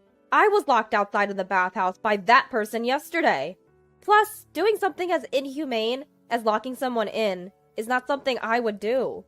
I said this, pointing at Elizabeth. Then, as if he had reached his limit, my husband broke down crying. It's not like that! I thought it was Kate, and I just wanted to teach her a lesson. Last night, seeing the bathroom light on, my husband assumed I had gotten out of the bathhouse on my own. He locked the door from outside as a punishment, but it was Elizabeth inside. Unaware, he quickly returned to bed and fell asleep. Elizabeth must have panicked after being locked in. But Daniel and my husband are such heavy sleepers. Once asleep, they hardly wake up. Waking up and mistakenly thinking I had locked her in, Daniel, along with the police, was panicking. He didn't realize he was the real culprit. Hearing the story, my parents-in-law, fearing their son's arrest, continued to blame me. Then, from behind me, "This young lady was at our house all night. That mean woman locked her outside, and she was crying. Poor thing." An elderly couple spoke up. They had helped me yesterday. They asked me if I was okay, and then the door quietly opened. The elderly man looked at me with concern and said, "Come to our house. It's cold here. Let's make some warm drinks," inviting me to their home next to my husband's family home. I couldn't stop my tears of gratitude. Once I calmed down and told them what my husband's family had done, the couple was outraged and said, "We were worried about you since we saw you in the summer. This family is crazy. You should leave him." I had already decided to do so. I could have lost my life in this incident. Continuing as his wife was impossible. I charged my mobile phone at their house. After hearing from the elderly couple, the police seemed to understand the situation and said, "Please tell us your side," looking coldly at my husband's family. "What? You mean you guys trespassed on our property, right? I'll sue you. Be ready." Daniel was so bitter, even towards the elderly couple, opposite to the raging parents-in-law. "Is that so? Then we will also sue. You have been entering our garden when we are not around and stealing our roses every year. It's all on the security cameras. You have trampled our flower beds, and we have had enough." Hearing the man's words, my parents-in-law immediately quieted down. "Kate, I didn't mean for this to happen. I'm sorry. Please." Elizabeth pleaded tearfully, but of course, I couldn't forgive her. "Elizabeth, you once said that there are no dirty thieves around here, yet I was almost killed because of your ridiculous educational complex. I will never come here again. And as for your stupid son, I'm returning him right now." I said this to my husband's family. My husband was crying and apologizing, but there was no way I could forgive him. I returned to my parents' house, and against my stubborn husband's refusal to divorce, I said, "I'll settle this incident on the condition of divorce. If you don't understand, consult a lawyer." Reluctantly, the police agreed to the divorce. I wanted to divorce him as soon as possible. I haven't seen my ex-husband since. Years later, surrounded by my new husband and adorable daughter, I live a peaceful life. Despite everything, I wonder if those hardships led to my current happiness. As we watch the morning news, I spit out my coffee in surprise. Please look at the footage of the record-breaking hurricane. This house has been completely destroyed, roof and all. More than the announcer broadcasting live, I was drawn to the building and the people in the background. It was unmistakably my ex-husband's family home, with an older-looking ex-parents-in-law desperately holding onto the walls. The elderly couple next door might have moved out. Their house was demolished and turned into an empty lot. Worried about my reaction, my current husband and daughter asked if I was okay, and I just laughed. It's nothing. My name is Isabella, and I'm a 28-year-old working mother. My husband Richard is a company employee, 2 years my senior, and we're about to celebrate our first anniversary. We met at a party I was invited by a colleague. Amidst many assertive people, Richard stood out as calm and kind, and despite being older, he had this adorable quality.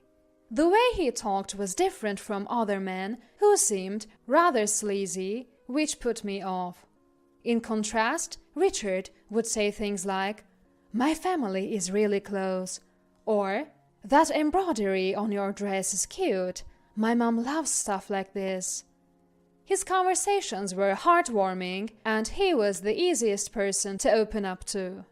At that party, I only exchanged contact details with Richard, and soon after, we started seeing each other and naturally progressed to dating. Before marriage, Richard lived with his parents. I've been living alone since I went to college, away from my parents.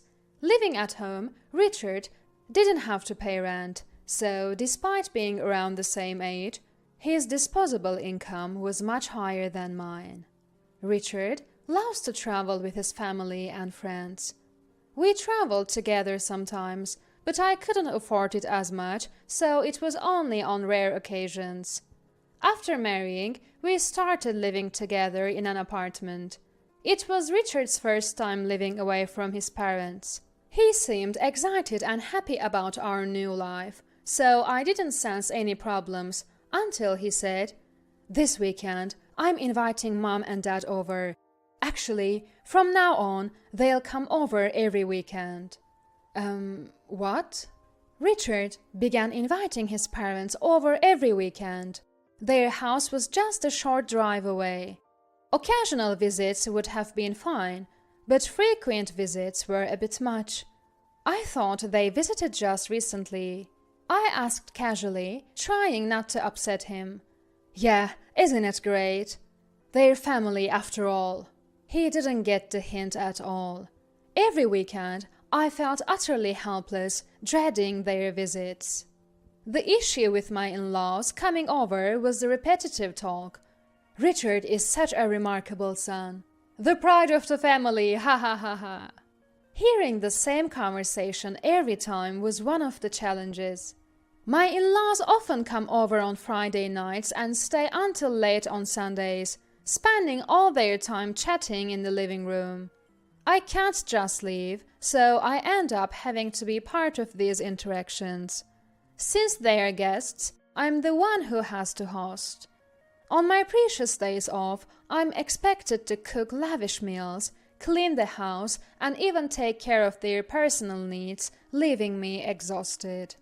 It would be nice if my husband and in-laws appreciated my efforts, but instead they complain about my cooking. "Isabella, your cooking is somehow lacking. The drinks don't go down well with this. Richard, are you eating properly? You look thinner." "It's okay, Mom, Dad. I often eat out during the week." All three of them criticize my cooking. I had noticed before we got married that Richard's family tends to have heavily seasoned food. During our dating period, when I cooked for him, I was surprised to see him dousing steaks and scrambled eggs with loads of sauce. I started worrying if my cooking was too bland, but I realized it was just Richard's taste, as he did the same even in restaurants. Still, it's frustrating to hear from my in-laws, "Isabella, you need to cook properly. Didn't you taste it? Is this how it's supposed to be? A wife who can't cook is no good. You need to improve, or it might lead to divorce." It's irritating to be told that my food isn't delicious. Your seasoning is too strong, or maybe your taste buds are off. I can't just say, "I'll be more careful next time." All I can say is, so I started making the food saltier and providing extra sauces when they visit, which I don't normally do. I can't risk my husband developing high blood pressure. "Oh, today's meal is a bit better, I guess." It has improved a bit, just a bit. Their appraisal slightly improved. But when I tasted it, it was quite salty, and I thought to myself, what a family of tasteless eaters. Well, if they're satisfied with that, I suppose it's okay for now. However, things got even worse. One weekday, when I returned home tired from work, I found my mother-in-law, Emma, there. "I'm here to teach you how to cook." It was past 9 p.m. I have to get up early tomorrow, I thought, but my silent plea was ignored as Emma's cooking lesson began. Her cooking was, as I expected, laden with seasonings to an unhealthy extent. The soup was loaded with condiments, and the main dish was fatty meat with extremely heavy seasoning. "It whets your appetite, doesn't it?" Emma seemed delighted. Richard dug in like a boy, exclaiming, "This is it!" The difference in our food values was terrifying, and I reluctantly tasted a bit of the meal. After that, Emma began visiting our home frequently. On weekends, my father-in-law, Joseph, would also stay over. It was almost like living together. It was exhausting.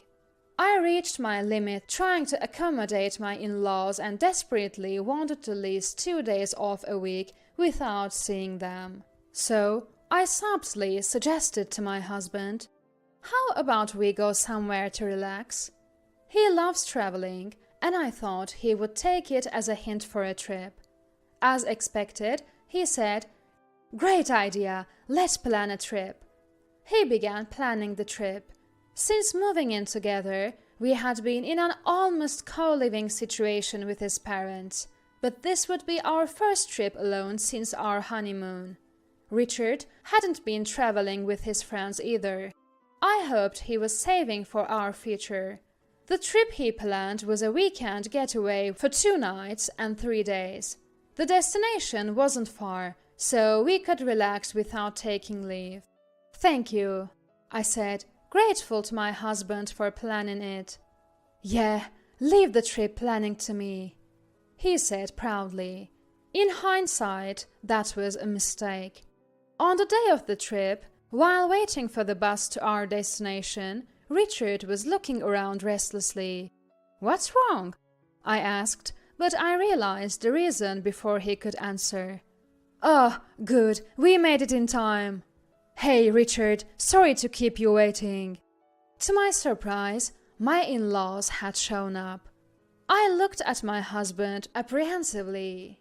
"Come on, both of you, we're almost late for departure. That was close." "That was close? No, this is not what was planned. I want my enjoyment back." "What do you mean? When I mentioned the trip, Mom and Dad thought it would be more fun if we all went together," my husband said with a smile. I wish he had at least consulted me, or better yet, stopped discussing everything with his parents. He's already 30, for goodness sake. "Come on, let's get on the bus." "Isabella, don't just stand there daydreaming." "Okay." I wished for my 3-day holiday back. Throughout the trip, the enthusiasm of my husband and in-laws was overwhelming. "Let's have lunch at that restaurant." "Let's go to that place for drinks tonight." All the places I wanted to visit were ignored. Richard kept catering to his parents, paying no attention to my preferences. The worst part was, "Wow, what a great room, Richard." It was a 4-person room. I had been looking forward to staying in a suite, but it was a different room. Unable to sleep due to their snoring, it was an utterly exhausting trip. Back at work after the trip, I let out a big sigh, and my colleague next to me looked at me in surprise. "Hey, what's wrong? You've got serious dark circles." "Really?" I checked in a hand mirror and saw severe dark circles, not just blue but almost like red blemishes. I hadn't noticed them in my rush to leave the house. Lately, I've been so tired that I haven't spent much time on makeup. I was shocked. Then my colleague whispered in my ear, "This is hard to say, but Isabella, your hair..." She pointed to a spot on my head. "What?" Afraid of what I might find, we went to the restroom together. Using the restroom mirror and my hand mirror, I checked the spot she pointed out and found a bald patch, the size of a coin. No way. I felt all my strength leave my body. A friend of mine had the same issue. Are you stressed? Doesn't your husband notice? My colleague helped arrange my hair to cover the bald spot, but I was truly shocked and didn't know what to do. Since it wasn't very busy that day, I left work early due to feeling unwell and stopped by the dermatologist before going home. I received medication, but it wasn't something that would heal quickly. The doctor said the cause wasn't clear-cut. However, I had already made up my mind.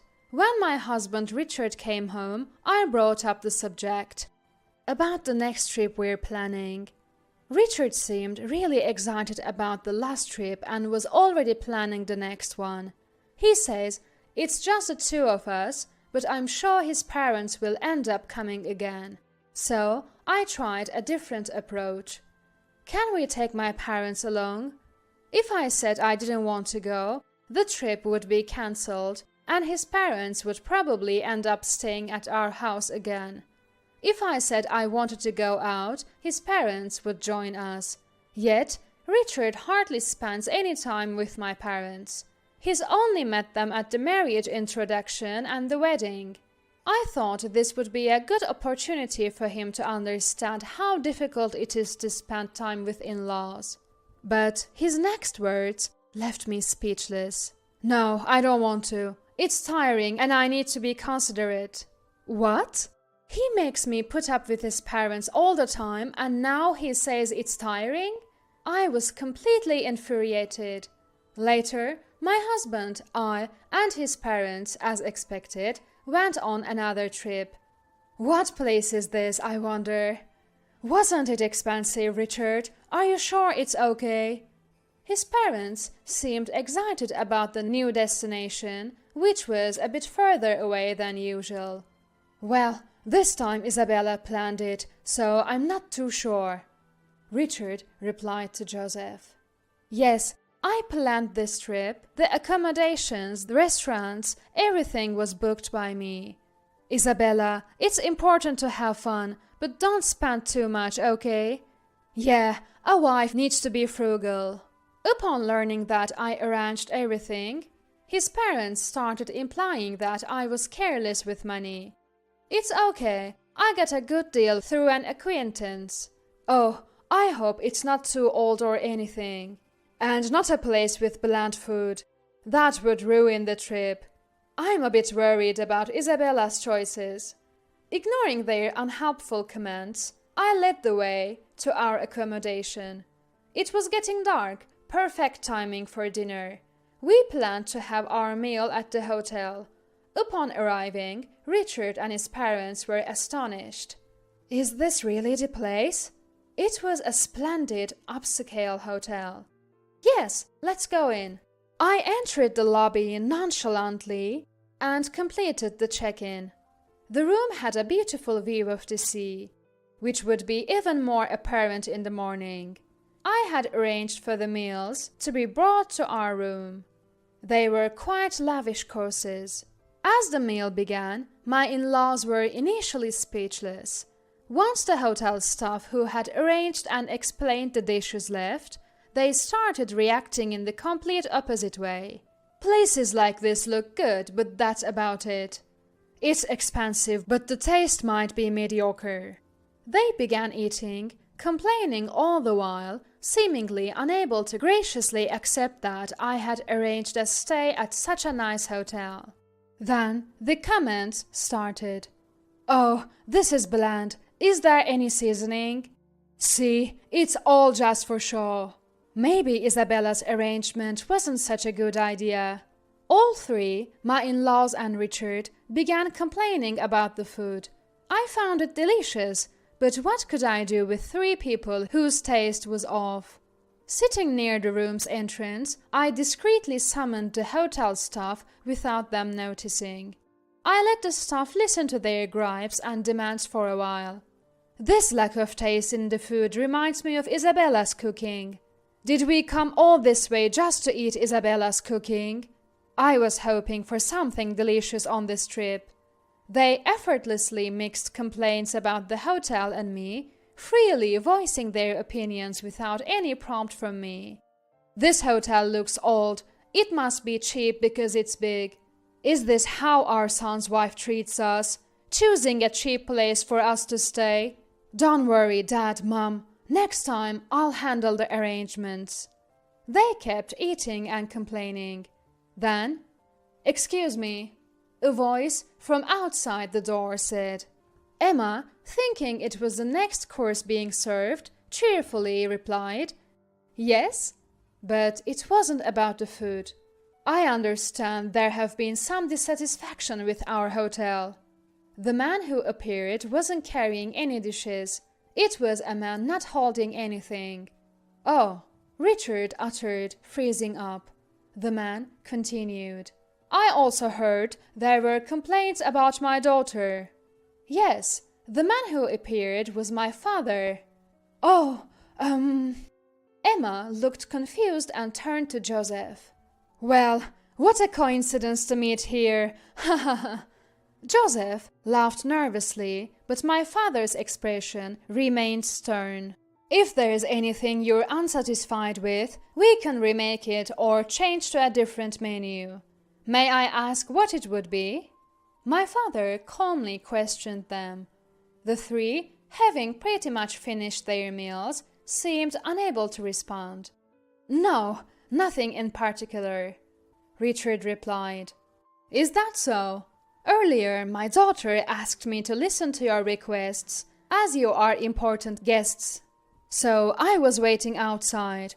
I apologize if our hotel's cuisine, which is relatively lightly seasoned, did not meet your preferences." When the three realized that my father had heard everything, their expressions changed to shock. "It's a joke. The food was actually very delicious.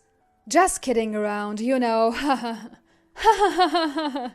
Seeing Richard's forced laughter, my father said, "There's no need to strain yourself." Richard's face froze at this. I had called my father to discuss the stress caused by my in-laws, leading to my alopecia and the lack of support from Richard. It was the first time I consulted him about my husband.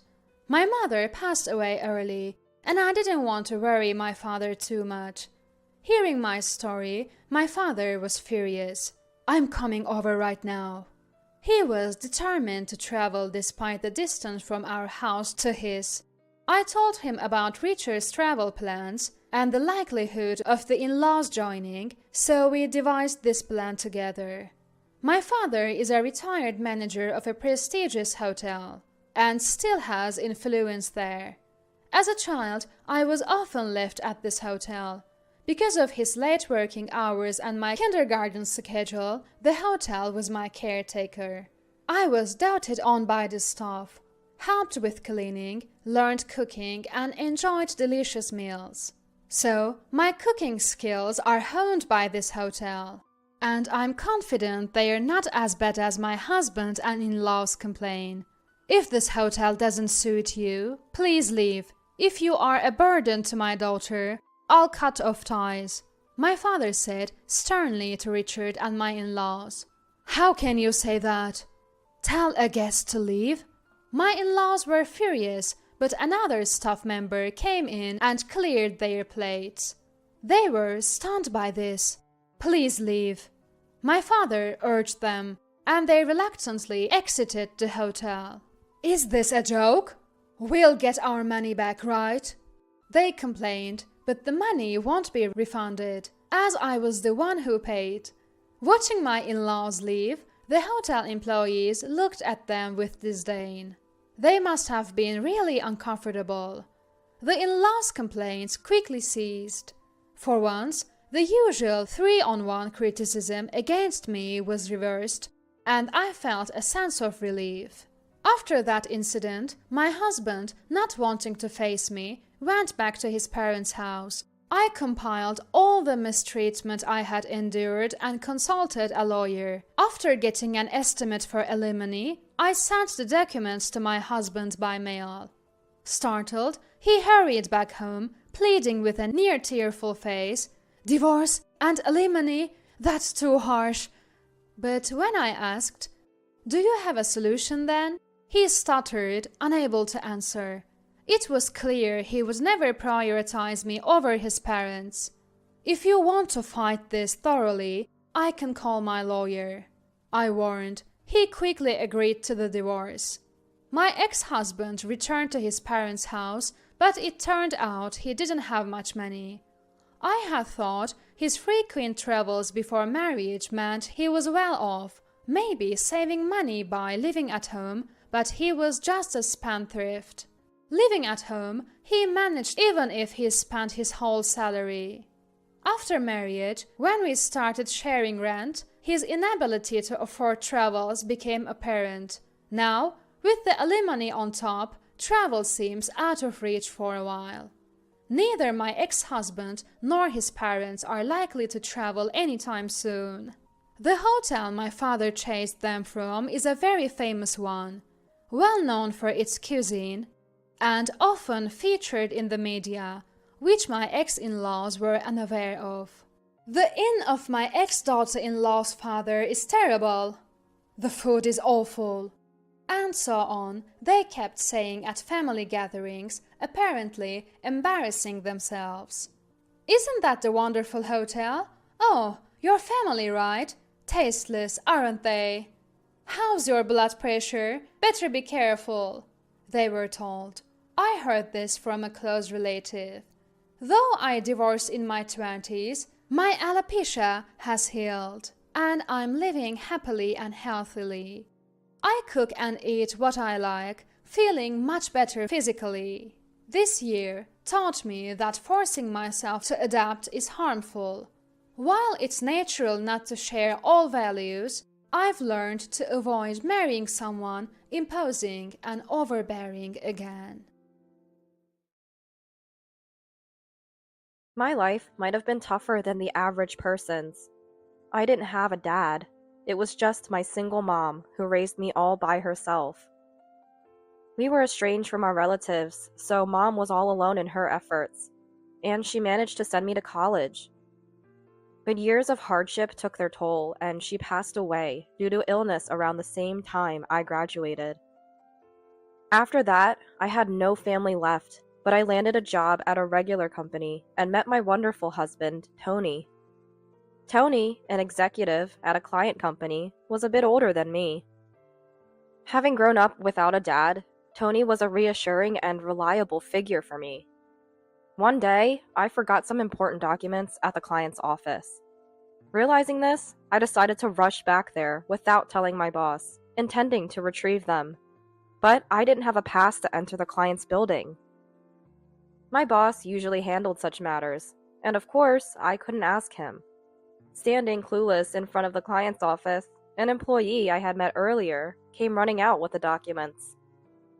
That was how I met Tony. Knowing my situation, Tony handed me the documents and said with an innocent smile, "Let's keep this our little secret." I fell for that smile and aggressively pursued him. It didn't take long for us to get married, and I found happiness. We weren't blessed with children, but every day was joyful.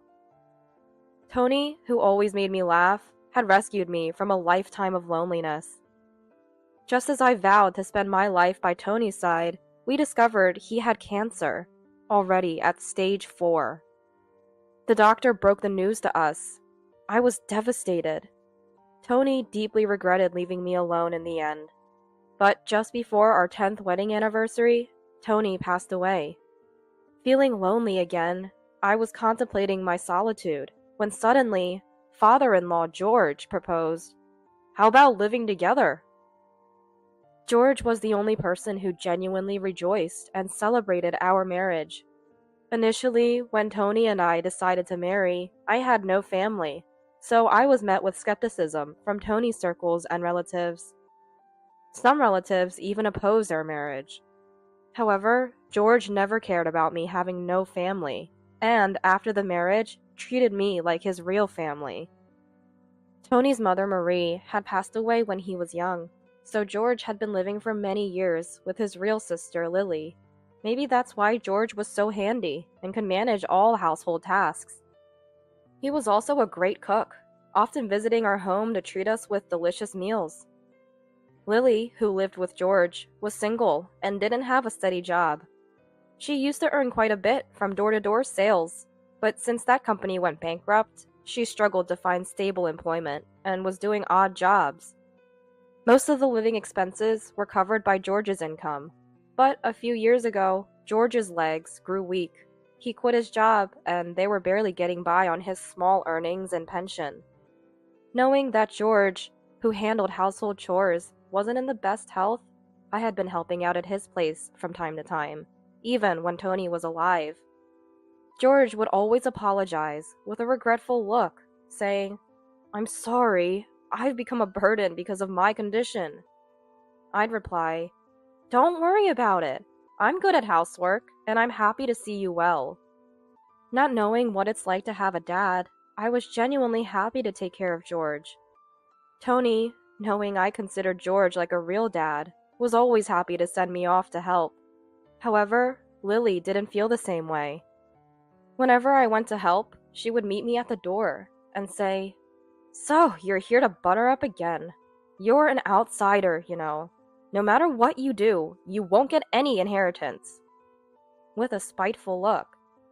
I would always deny it, saying, "No, that's not my intention." But Lily would repeat the same line every time I visited. Despite her continuous sarcasm towards me, Lily never attempted to do any housework. Ideally, Lily, who had been living there all along, should have been the one doing the chores, but she would always go out and not return until late at night. Even when she was home and saw me helping, she would just hurl insults at me and then return to her room, seemingly satisfied. George noticed this behavior and warned Lily, but it had no effect. He then apologized to me again, saying, "I'm sorry." Because of this, even though I didn't mind taking care of George, living together would mean facing Lily every day. I asked for some time to think about George's offer. After all, living alone after Tony's passing was indeed unsettling. Having someone reliable around is completely different. Especially since the offer came from George, who was like a dad to me. Despite Lily's harassment, I concluded that I could endure it to live a better life. I strongly preferred returning to a home with George over going back to an empty house. Later, I moved in with George, bringing only a few belongings. I was familiar with George's house, knowing where everything was, except for the inside of Lily's room.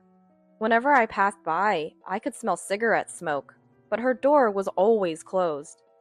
When I offered to clean her room occasionally, she accused me of being a thief. "No way! Don't enter my room without permission. You might steal something."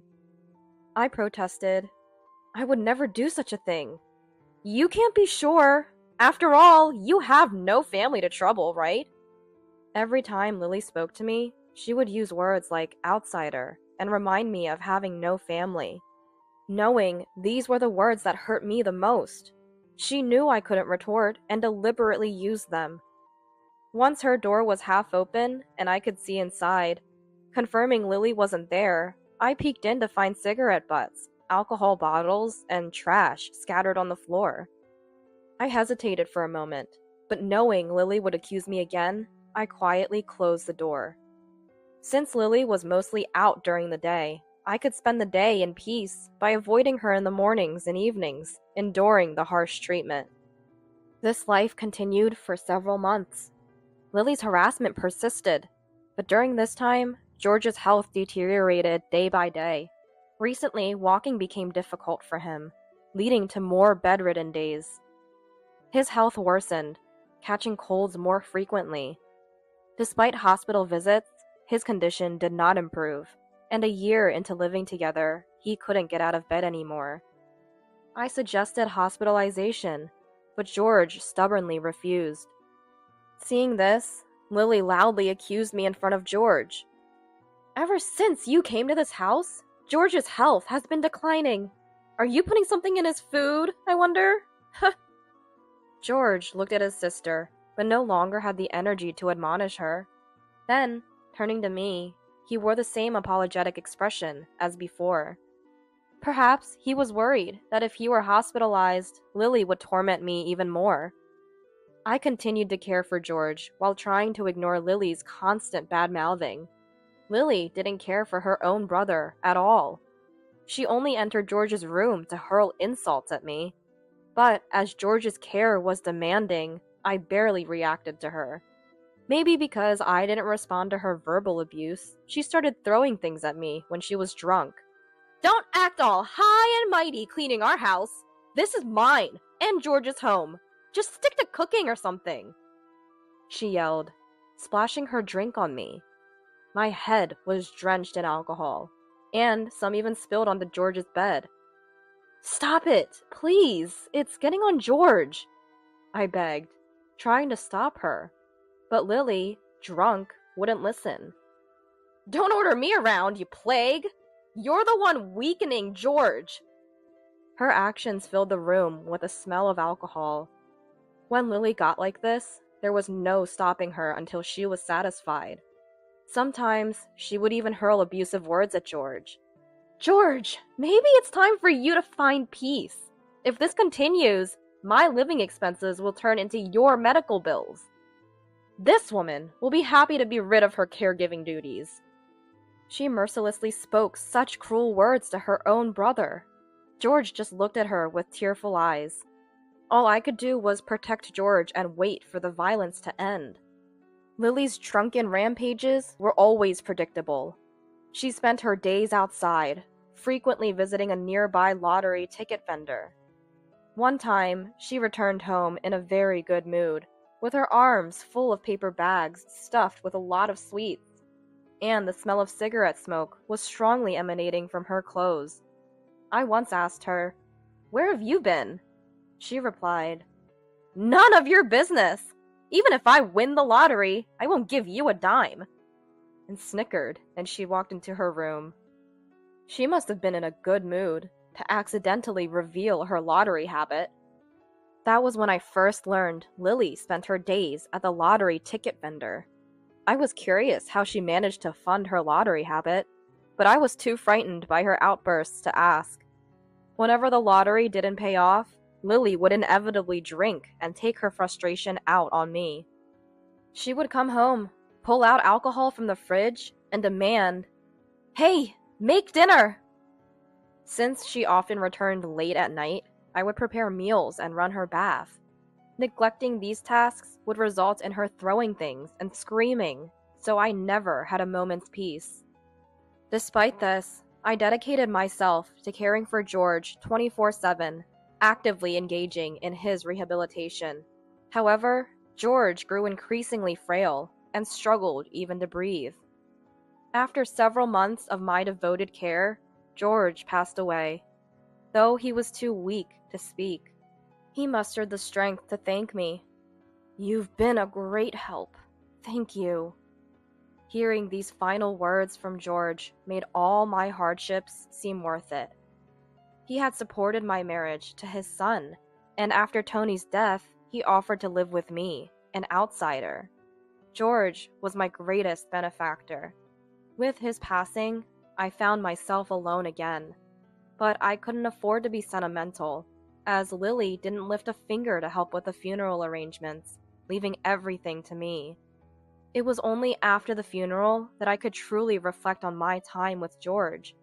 Because of his caring nature, distant relatives gathered to pay their respects. During the post-funeral meal, everyone reminisced about George. Even Lily listened quietly to the relatives' stories. "He always stood by us," one said. "Right? He was always there when we needed him," added another.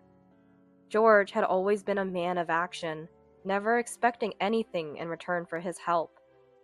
Hearing this, I felt happy, as if they were talking about me too. Then a relative broached the subject. "What about the inheritance? There should be land and real estate left." "Yeah, he inherited his wife's assets too, so it must be a considerable amount." Despite the funeral just ending, they started discussing the inheritance. Hearing this, Lily's eyes lit up. "Right! I'm the closest blood relative, so I'll protect George's inheritance. Besides, I've been taking care of him, so I have a right to inherit," she confidently declared. Watching Lily's eyes sparkle, I felt a deep sense of unease. But I couldn't avoid the inheritance discussion. It was a matter that didn't concern me. As the relatives were getting worked up over the inheritance, a man suddenly entered. Everyone looked at him, but judging by the relatives' faces, no one seemed to recognize him. Amid the strange atmosphere, the man handed out his business card and said, "I've been entrusted with the will." Lily, sensing an opportunity, approached the lawyer and said, "Really? Then let's open the will right here." Her eyes were shining again as she pulled the lawyer to a seat. The lawyer took out the will from his bag and began to read it in a calm manner. Lily's face turned red immediately. The relatives also became restless. The will stated that all of George's estate was entrusted to me, and nothing was left for his biological sister. I was as surprised as anyone. Even though I lived with George, I was still an outsider. That he entrusted his entire estate to me was unexpected. Hearing the lawyer's words, Lily lost her bright eyes, her face filling with anger and hatred. "How can he leave the inheritance to some unknown woman? This is unacceptable. Has George lost his mind?" Lily yelled in a voice that was almost like a roar. She continued, "After Marie passed away, it was me who lived with and struggled with George. What does this woman know about our lives? It's ridiculous to leave everything to her." She looked ready to pounce on me. Some relatives seemed to agree. "Yeah, she lived with him for a long time. She's his real sister. Maybe there's a mistake in this will. Probably moved in for the inheritance. Yeah, maybe she manipulated him into writing the will." The relatives, perhaps upset they weren't receiving anything, started to speculate wildly. Internally, I thought, they don't know the truth. But I knew any protest from me would play right into Lily's hands. As I remained silent and looked down, the relatives' mistrust in me seemed to grow. Just as they were about to discuss contesting the will, the previously silent lawyer spoke up. "Decide what to do with this will after you see this," he said, placing an envelope and a USB memory stick on the table. Lily, with a puzzled expression, opened the envelope, and a multitude of photos spilled out. They showed Lily in a rage, swinging around bottles of alcohol. She turned pale and clutched the photos tightly. As the relatives gathered and saw more photos, they found images of Lily throwing things at me and George, and her entering the lottery ticket vendor. There were also pictures of her withdrawing money from a bank ATM. The lawyer explained promptly, "These are photos of her withdrawing George's pension without permission." I realized then that she had been using George's pension for her lottery expenses. Lily was out almost every day. I had noticed her frequent visits to the lottery place, but I didn't know where the money was coming from. I received a fixed amount for household expenses, so I had no way to investigate. Seeing these photos, the relatives who had been suspicious of me now turned their doubtful eyes towards Lily. "What's the meaning of these photos? Did you withdraw money for the lottery without permission?" Lily, struggling for an explanation, said, "I did it because George said it was okay. I only got angry and threw things because that woman was being unreasonable. George knew about it and stayed quiet." Then the lawyer added, "We have more evidence to show," and opened a laptop, plugging in the USB drive. The same scene of Lily swinging alcohol appeared on the screen, but this time with audio. "George, when are you going to die? Once you do, I'll get your inheritance. You must be wishing for death, too." Incredibly, it was all recorded with video and audio. According to the lawyer, George, fearing for his and my life, had hired him before his death. He had secretly installed cameras and hired a detective to tail Lily, capturing her actions outside. He wanted to ensure that his estate wouldn't end with his sister after his death, so he asked for the will to be backed up with these photos and videos. I was astonished. George, who in his later years could hardly move and struggled to speak, had planned all this. I was astounded by George's resourcefulness to the very end. Lily seemed to have lost the energy to argue any further, looking down and clenching her teeth. With all this evidence presented, she must have realized that any excuses would not convince the relatives. She downed a bottle of alcohol in one go and slumped over the table. After witnessing the video, the relatives were clearly not inclined to let Lily inherit the estate. Thanks to the will and the plethora of evidence the lawyer presented, I was the one who inherited the estate. Initially, I thought of declining the substantial inheritance. Even though it was George's wish, we were still strangers after all. I feared I might end up misusing the fortune, perhaps even in gambling, like Lily. But the fact remained that George trusted me and treated me like family, even if it was for a short while. As a gesture of gratitude, I decided to use the inheritance to maintain George's grave for as long as I live. I had enough to live on from Tony's inheritance. I erected a tombstone for George and set up a grand altar, placing photographs of Tony and George and Marie there. As for Lily, she succumbed to a gambling addiction and alcoholism and was forcibly admitted to a hospital. She likely won't leave it for the rest of her life. While I did feel a pang of pity, I couldn't forgive the years of torment she put me through. Still, as George's biological sister, I thought it right to cover her hospital expenses. Now, alone again, my situation was different from before. I had something to protect. That alone made me feel not so solitary. From now on, I plan to live out my remaining days peacefully in the house I shared with George. Ah, the wrestling sister! Scott's innocent voice echoed through the room. This was Walter's wedding venue. Mary is petite and clearly doesn't wrestle. Did you play wrestling with her? I asked, and Scott shook his head. Because she was on top of Grandpa the other day! The venue erupted into whispers at his words. Walter, myself, and a word from the boss made Cody and Mary realize the gravity of the situation. My name is Ruby. I'm 53. Grew up in a regular house in the countryside. Fell in love with my husband Cody when I was 20. We had a smooth relationship and discovered I was pregnant a few years later. Cody was only 20 at the time. However, he proposed, and here we are. Shotgun marriages were still frowned upon, and we were young with little income. Life wasn't easy then. I earned more and essentially supported Cody, which became neighborhood gossip. But we persevered despite the cold stares. Cody worked hard and climbed the ladder. We have 2 sons, Walter and Taylor. Taylor, like us, had a shotgun marriage 5 years ago. Though society isn't as harsh now, we understand the challenges. I work part-time and help out by watching Scott when I can. Amelia, a student then, has been Taylor's girlfriend for a while and often visited our home. She's a good girl, and I have no worries about Taylor's future. Meanwhile, Walter never seemed interested in romance. No rumors ever.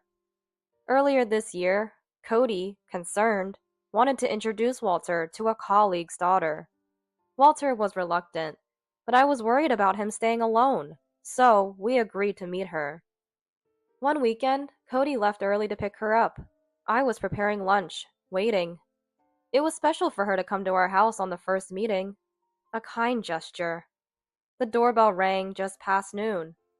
Walter, who had come down to the first floor, sighed slightly. "Walter, don't sigh," I chided. Okay, he responded. "It's someone from Cody's workplace, right? Even if it doesn't work out, don't be rude." Walter made a face at my reminder. "I want him to marry, but I know it shouldn't be forced. I just want Walter to find happiness. Nice to meet you. I'm Mary. The woman who entered with Cody was small and cute. Nice to meet you. I'm Ruby, Cody's wife. Cody always speaks highly of you. Thank you for coming today. I extended my hand, but she didn't shake it, and instead walked further into the house, saying, "Excuse my intrusion." Her attitude struck me as odd, but maybe that's just how young people are today. "Ah, were you cooking?" Cody asked, entering behind her and looking at the dining area. "Yes, I thought it was about lunchtime," I answered, puzzled by his question. "Oh, Cody and I already had pasta. Sorry," she said in a flirting tone. Cody? Would you normally call your boss by their first name? Despite a lingering sense of unease, I remembered what Cody had mentioned before. In our department, everyone is on friendly terms and we call each other by first names. It seems he said that. Okay, I should have checked. My bad, I said, recalling his words and smiling. Come on, Walter, introduce yourself. At my prompt, Walter stood up and greeted her. Hi, nice to meet you. I'm Walter. I'm Mary. You look just like Cody. Handsome. No, I mean... Walter seemed embarrassed, but not entirely displeased. Later, she and Walter chatted in the living room. She's a nice girl, isn't she? Cody smiled. It seemed like he wasn't bothered by the odd feelings I had, being with her for just a few hours today. Yes, she is. What else could I have said in that situation? Later, Cody joined the conversation, and the three of them talked happily. Walter, who was initially reluctant, seemed to warm up to her friendliness. I convinced myself, if Walter is happy, then it's okay. That day, the three of them seemed to get along well, and ended up having dinner together. I was the only one preparing sushi, cooking, and shopping, but she didn't pay any attention. She didn't have to help, but the way she kept touching Walter and Cody, laughing loudly, made me uncomfortable. Though I intended to welcome her, I didn't like the idea of this new woman taking Walter away. With these thoughts, I continued preparing everything alone. I recalled how, when Amelia first visited our house, still a minor, she brought a cake and asked if she could help wash the dishes. I shouldn't compare, but the memory made me sigh. I wish for someone with that kind of consideration, I thought, watching the three of them laugh together from my isolated spot in the kitchen. But contrary to my thoughts, things progressed quickly. According to Walter, I don't like her in that way, but she's a nice girl, and maybe I'll come to like her. I was taken aback by such casual thoughts about marriage, but I was the one who encouraged it. I had no right to say anything. Cody really liked her, and Walter seemed to think the same. Eventually, they got engaged within 6 months of their first meeting. Walter and his wife offered to live with us. What a nice daughter-in-law to suggest living together in these times. Mary was well regarded by the neighbors. With a forced smile, I started our life together as a family of 4. Mary continued working, leaving and returning with Cody. They often came back late, so she didn't have time for housework. Apart from my part-time job, I was exhausted from the added chores. No, it was not physical tiredness, probably mental. Ruby, Mary would have preferred meat today.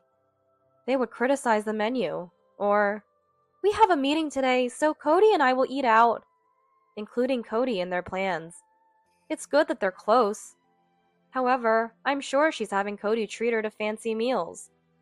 Mary, we need to save for the wedding, I would say, only for Cody to reprimand me. Mary is still new to our home and is trying to adjust. It's okay to dine out with her occasionally. Besides, I'm the one paying, so she's not spending any money. Cody reprimanded me. Despite my displeasure with this, Cody didn't seem to notice. We haven't dined out in a while. Why do you always have to go with Mary? Walter can take her, I argued, but Cody just laughed it off. His defense of her and Mary's occasional behavior bothered me, but I couldn't help feeling negative. I knew I was being petty, but I hoped Mary would realize it eventually. They had kindly offered to live with us.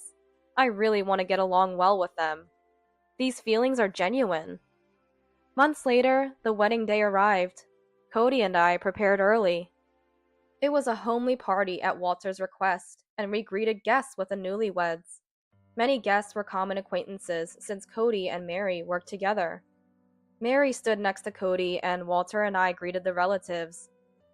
I'm truly grateful to the chief director for introducing me to such a wonderful person, Mary said humbly, referring to Cody by his title, though she usually used his first name. I wondered if she had a dual personality, but it was a joyous occasion. I stopped overthinking. Matilda, long time no see. Mary's mother, Matilda, greeted us. Mary's family lived far away. She was born to an older mother and raised by her single mother, a hard-working woman. She seemed strict but was delighted with Walter and Mary's marriage, even giving me gifts. Raised by Matilda, I couldn't give up hope that Mary would change. It was hard for the elderly woman to welcome guests. She had been contacted to arrive on time with her brother, and it seemed they had just arrived. It's us who should apologize for not being able to help, Matilda said, bowing her head. Not at all, I replied.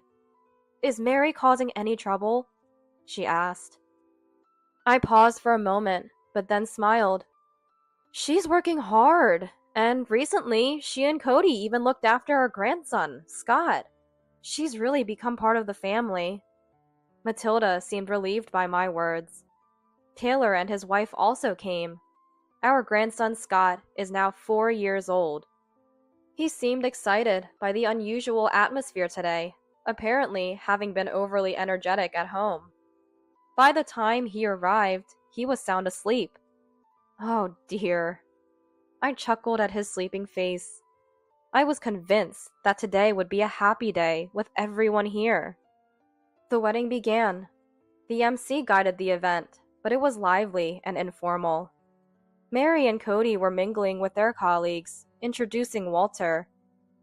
Holding the still sleeping Scott, I told Taylor and his wife, "Eat while Scott is asleep." I was fussing over Taylor and his wife, telling them to eat while Scott was asleep. But holding Scott, I noticed Amelia being considerate. After encouraging them to eat at their leisure, I headed towards where Cody and the others were, still carrying Scott. I'm a good daughter-in-law, right? I could hear Mary saying this to a colleague, as if wearing a mask, even from a distance. Then she leaned in to look at Cody's face, seeking confirmation. She really is a wonderful daughter-in-law. I'm so happy that Walter has found such a great daughter-in-law.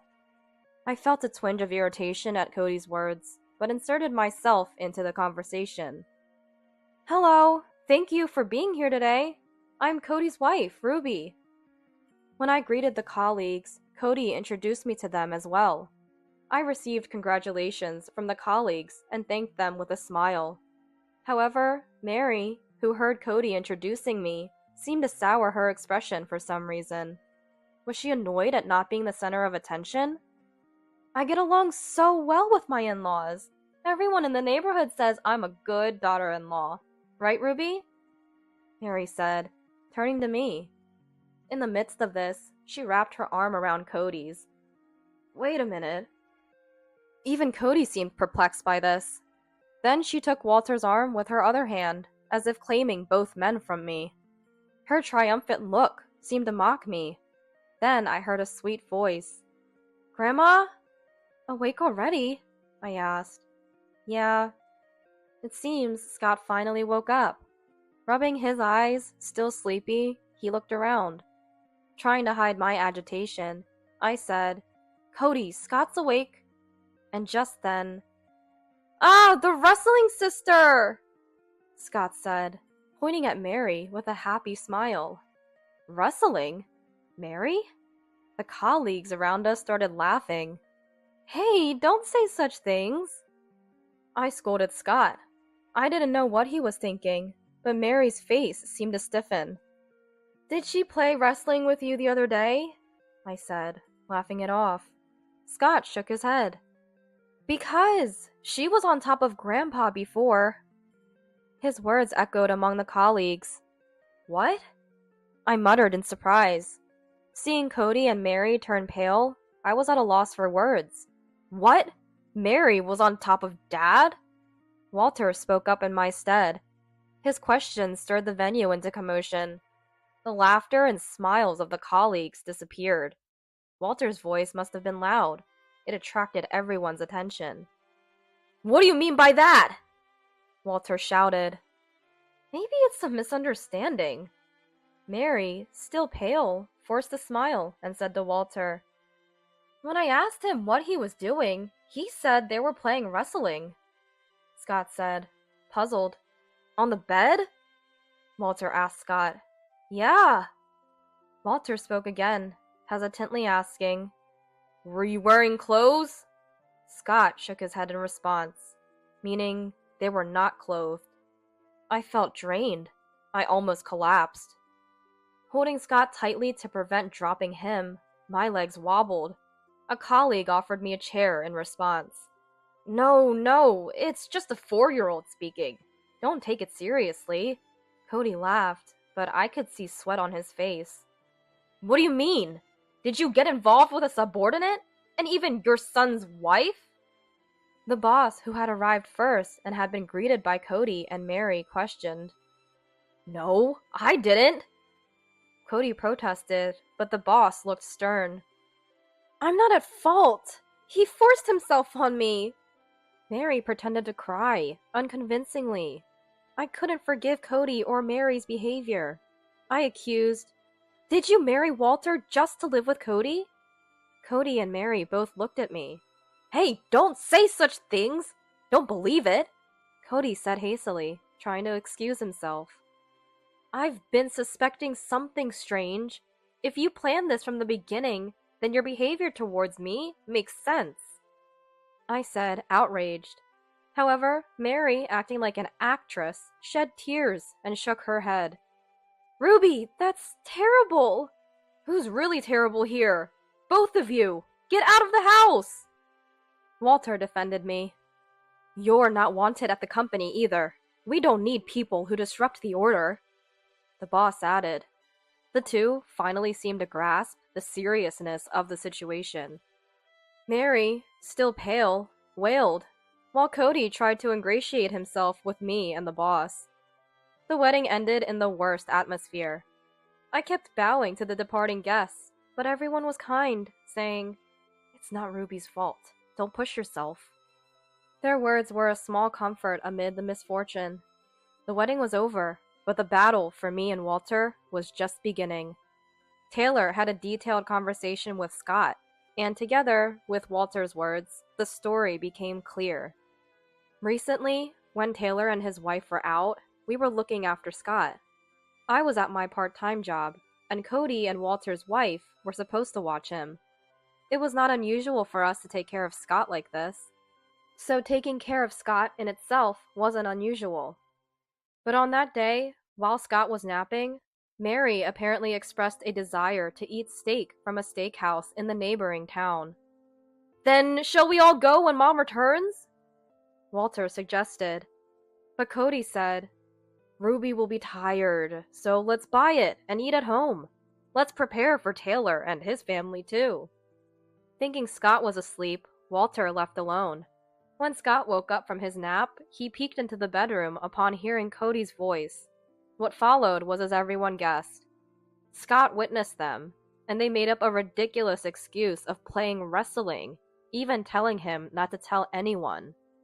At the wedding, Scott, still half asleep, had forgotten about the promise. Walter, Taylor, and I confronted Cody and Mary with this information. It was against my will, Mary kept saying. So should we go to the police? Walter's suggestion silenced Mary, her face turning pale. Ruby, haven't we always overcome everything together? Cody pleaded with me. It seemed he didn't want a divorce.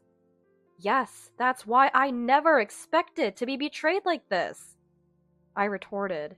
I just gave in to impulse. Cody kept his head down, but Mary seemed displeased with his words. Wait, what? Gave in to impulse? Weren't you the one who said to marry Walter because you wanted to live together but couldn't divorce? Mary burst out angrily.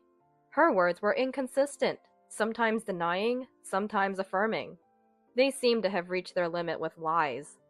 The more they talked, the less their stories aligned. My sons and I sighed heavily at them. Seeing us, Cody and Mary bowed their heads again. It was truly pathetic. Was this the Cody I knew? I felt like crying. Anyway, pack your things and leave, I said. Ruby! Ruby! Both of their voices overlapped. Don't call me by my name! Even hearing my name from them was nauseating. For the divorce settlement, Mary owes me $20K, Cody owes me $10K, and Cody owes Walter $20K. Mary owes Walter $10K. A total of $60,000. I will make sure to claim it. They turned pale. Their hands trembled as if frozen. That's not enough for what Scott saw. Demand compensation for him too, Taylor. Walter spoke to Taylor. Yeah, the hurt Scott has can't really be compensated with money. Don't forget that. Taylor added. Cody bit his lip deeply. There might still be some awareness in him of being a grandpa. But even that awareness, just for today. Also, the mortgage of this house is mine. The ownership is mine. I have no obligation to let you stay, so this isn't a joke. They must have realized our seriousness. Despite my irritation at their silence, we must have inflicted at least half the damage we suffered. Walter and I looked at each other and laughed at the ridiculousness of the two. Eventually, the incident spread throughout the company, and they were forced to resign. Their severance pay, being joint property, was properly divided in the divorce. They had to borrow from relatives to pay the settlement. Everyone at the wedding was disgusted with Cody. I wondered if anyone would lend him money. Mary received an apology and payment from Matilda. Matilda, though deeply distressed and elderly, came to apologize, and I couldn't say anything against her kindness. Though she paid, it seemed she was cutting ties with Mary. There was a request to return to her parents' home because she lost her job. But she was told, I don't know a child like you, and was dismissed. She is an adult now. She should take responsibility for herself and live her life properly. And as expected, the relationship between Cody and Mary didn't work out. They broke up. I heard rumors they were bad-mouthing each other, but I truly didn't care. Then, the life of just Walter and me began. It's a stress-free, happy, everyday life. Wonder if I should get married, Walter mused. Do whatever you like, I said, laughing it off. Walter was hurt by marriage. I couldn't push him towards another one. However, years later, Walter said he had something to tell me. I found someone I want to marry. I can't express how happy I was to hear that. The girl he introduced was a junior colleague at his company. What happens next is uncertain, but Walter and I still have so much ahead. Life is long. I believe there's always a path to happiness.